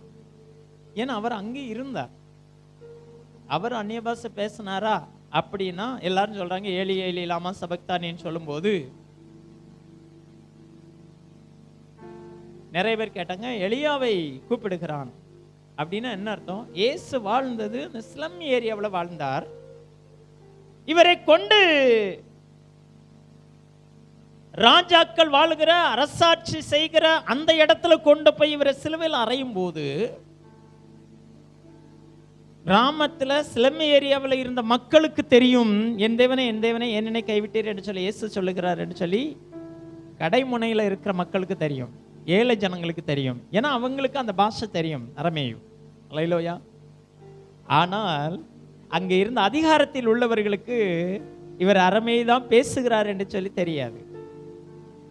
அரமை மூலமா தான் அதை சொல்லுகிறார் தெரியாது. அதனாலதான் அவங்க என்ன செஞ்சாங்க, எலியா வந்து காப்பாத்தட்டும் சொன்னாங்க. அல்லேலூயா. அப்ப என்ன அர்த்தம் அப்படின்னா, ஒரு மனுஷனுக்கு ரட்சிப்பின் அபிஷேகம், ரட்சிப்பின் வல்லமை ஒரு மனுஷனுக்கு முழுவதுமாய் கேட்கப்படணும். ஒரு மனுஷன் பாவ உணர்வு அடையணும்னா அங்க பரிசுத்த ஆவியானவர் தேவை. பாவ உணர்வு, ஒரு மனுஷன் ரட்சிப்பை பெறுவதற்கு பாவ உணர்வு அடைகிறான், ஆனால் அங்கே பரிசுத்த ஆவியானவராலே மட்டும்தான் பாவ உணர்வை கொடுக்க முடியும். நம்மளால பாவ உணர்வு அடைய முடியாது. அதனாலதான் நிறைய பேருக்கு பாவ உணர்வே இல்லாம இருக்காங்க. அல்லேலூயா. செய்யறதை தன் இஷ்டம் போல செஞ்சிட்டு இருப்பாங்க. ஆனா பாவ உணர்வே இல்லாததுக்கு காரணம், பரிசுத்த ஆவியானவருக்கு முக்கியத்துவம் கொடுக்காதவர்கள் பாவத்தை உணரவே மாட்டாங்க. ரட்சிக்கப்பட்டிருந்தாலும், ஞானஸ்நானம் பெற்றிருந்தாலும், ஊழியத்தை செய்திருந்தாலும், எதை செய்து கொண்டிருந்தாலும், பரிசுத்த ஆவியானவருக்கு முழுவதுமாய் இடம் கொடுக்காத ஒரு மனுஷன் பாவ உணர்வு அடையவே மாட்டான். அது ஆண்டவரையே கண்ணுக்கு கண்ணா நேருக்கு நேர தரிசித்த மோசேயை போன்றவர்களா இருந்தாலும் சரி, பரிசுத்த ஆவியானவருக்கு இடம் கொடுக்கவில்லை என்று சொன்னால் பாவ உணர்வு வராது. பாவ உணர்வு வரல என்று சொல்லி வரும்போது அந்த பாவங்கள் மன்னிக்கப்படாது. சகோதரி சொன்னது மாதிரி 2 புஸ்தகம் எழுதப்பட்டிருக்குது. 1 ஞாபக புஸ்தகம், 1 ஜீவ புஸ்தகம். ஜீவ புஸ்தகத்துல இருந்து பெயர் கிறுக்கி போடப்படாமலும், ஞாபக புஸ்தகத்துல பாவங்கள் கிறுக்கி போடவும் செயல்படுத்த வேண்டும். அல்லேலூயா. நானா இருந்தாலும், நீங்க இருந்தாலும், யாரா இருந்தாலும் சரி, நம்ம வாழ்க்கையில செய்த எந்த பாவத்தை கர்த்தரிடத்துல அறிக்கை பண்ணாமல் இருக்கிறோமோ அது ஞாபக புஸ்தகத்துல இருக்கும். அதனாலதான் நம்ம சொல்லுகிறோம், ஒவ்வொரு ஆராதனையிலையும் ஒவ்வொரு ஜெபத்திலையும் நம்ம ஆராய்ந்து பார்த்து ஏதாவது நம்மகிட்ட பாவங்கள் இருக்குமே ஆனால் அதை அறிக்கை செய்து ஒப்பு கொடுத்து ஜெபிக்கணும். ஜெபம் எதுக்கு? ஊருக்காக உலகத்துக்காக ஜெபிக்கிறோங்கிறது நினைப்ப முதல்ல விடுங்க.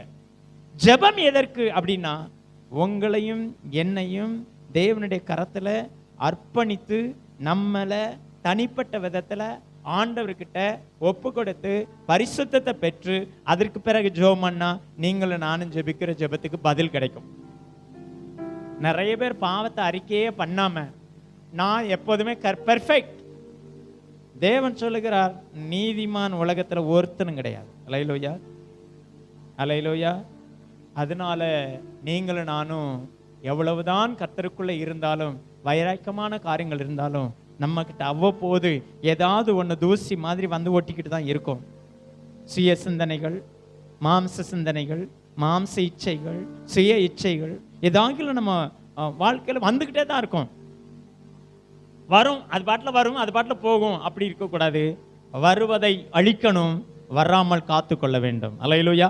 இதை கர்த்தர் விரும்புகிறார். அந்த பரிசுத்த ஆவியானவர் எதுக்காக நமக்கே வர வேண்டும் என்று சொல்லி இயேசு ஒப்பு கொடுத்தார் அப்படின்னா, உயிர்த்தெழுதலும் பரிசுத்த ஆவியானவரை கொண்டுதான் நடக்கும்.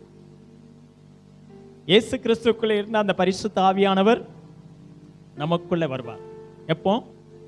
உயிர்த்தெழுதலின் போது. அந்த உயிர்த்தெழுதலின் போது அந்த பரிசுத்த ஆவியானவர் தான் நம்முடைய ஜீவனை பரலோகத்துக்கு கொண்டு போவார். அல்லேலூயா. அப்ப நம்ம எப்பவும் பரிசுத்த ஆவியானவருக்கு இடம் கொடுத்து, பரிசுத்த ஆவியானவரை விரும்பி, பரிசுத்த ஆவியானவரோடு கூட இணைந்து, பரிசுத்த ஆவியானவருக்கு அர்ப்பணித்து, பரிசுத்த ஆவியானவருடைய கிரியைகளை முற்றிலும் 100க்கு 100 நம்பி அதிலே காத்திருக்க வேண்டும் என்பதற்காகத்தான் என் ஆவியை நான் உம்மிடத்தில் ஒப்பு கொடுக்கிறேன். அல்லேலூயா. இயேசு கிறிஸ்து ஆவியை ஒப்பு கொடுத்தார். 120 பேர் கூடி இருந்து ஜெபிக்க ஆரம்பித்தார்கள். அந்த ஆவி வரும்போது பல பல பாஷைகளை பேச ஆரம்பித்தார்கள். அதற்கு பின்பு பயந்து கிடந்த பேதுரு இயேசு கிறிஸ்துவின் நாமத்தினால எழுந்து நட என்று சொல்லி கையை பிடிச்சு தூக்கி அற்புதங்களை செய்வதற்கு பேதுரு கூட பரிசுத்த ஆவியானவர் இருந்ததுனால தான். அல்லேலூயா.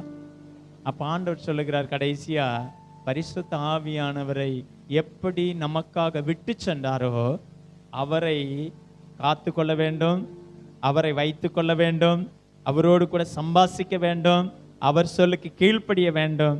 அவர் வருகைக்கு அவரோடு கூட இணைந்து ஆயத்தப்படும் போது ஆண்டவர் நம்மை அவருடைய வருகையில நம்மை சேர்த்து கொள்ளுவார். கண்களை மூடி ஆண்டவர்கிட்ட சொல்லுவோம், ஆண்டவரே, இந்த 7 வார்த்தைகளும் எங்களுக்கு நீர் கொடுத்தீர். ஆனால் எல்லா வார்த்தைகளிலும் எங்களுக்கு ரட்சிப்பை, மன்னிப்பை, ஆண்டவரே பொறுப்பை, ஆண்டவரே ஸ்தோத்திரம் தவிப்பை, ஆண்டவரே ஸ்தோத்திரம் அர்ப்பணிப்பை, எல்லாவற்றையும் நாங்கள் செய்வதற்கு எங்களுக்கு கற்றுக் கொடுத்திருக்கிறேன். விசேஷத்த விதமாக உம்முடைய ஆவி எங்களுக்கு வைத்திருக்கிறேன். அந்த ஆவியில நிரம்பி, அந்த ஆவியை துக்கப்படுத்தாமல் பரிசுத்த ஆவியானவர் விரும்புகிற காரியத்தை செய்து தேவனுக்காக பரிசுத்தமாய் வாழ்ந்து நம்முடைய வருகை நாளிலே நாங்கள் எடுத்துக்கொள்ளப்படுவதற்கு எங்களை முற்றிலும் அர்ப்பணிக்கிறோம். நீர் மாத்திரம் எங்களோடு கூட இருப்பீராக. விசேஷத்த விதமாக இந்த வார்த்தைகளை பகிர்ந்து கொண்ட ஒவ்வொரு பிள்ளைகளையும் நீங்கள் பலப்படுத்துங்கப்பா. அதே மாதிரி இங்கே இருக்கிற ஒவ்வொருவரும் தேவ வார்த்தைகளை பகிர்ந்து கொள்ளுகிற மனிதர்களாய் ஒவ்வொருவரையும் நீங்கள் மாற்றி கிருபையினால் இரக்கத்தினால முடிசூட்டி ஆசீர்வதிப்பீராக. இன்றைக்கு உம்முடைய பாடுகளை நாங்கள் தியானித்தோம்.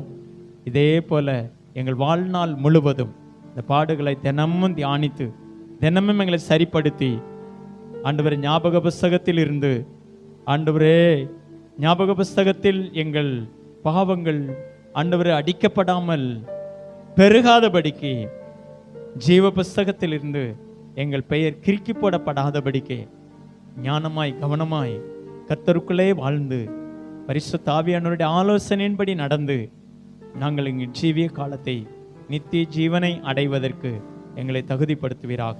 நம்முடைய வலதுகரம் கூட இருக்கட்டும். நீர் மாத்திரம் மகிமைப்படும். இயேசு கிறிஸ்துவின் நாமத்தில் ஜெபிக்கிறோம் எங்கள் பரிசுத்த பிதாவே. என் ஆத்துமாவே கர்த்தரை ஸ்தோத்திரி, முழுமே பரிசுத்த நாமத்தை ஸ்தோத்திரி. என் ஆத்துமாவே கர்த்தரை ஸ்தோத்திரி, அவர் செய்த சகல உபகாரங்களை மறவாதே.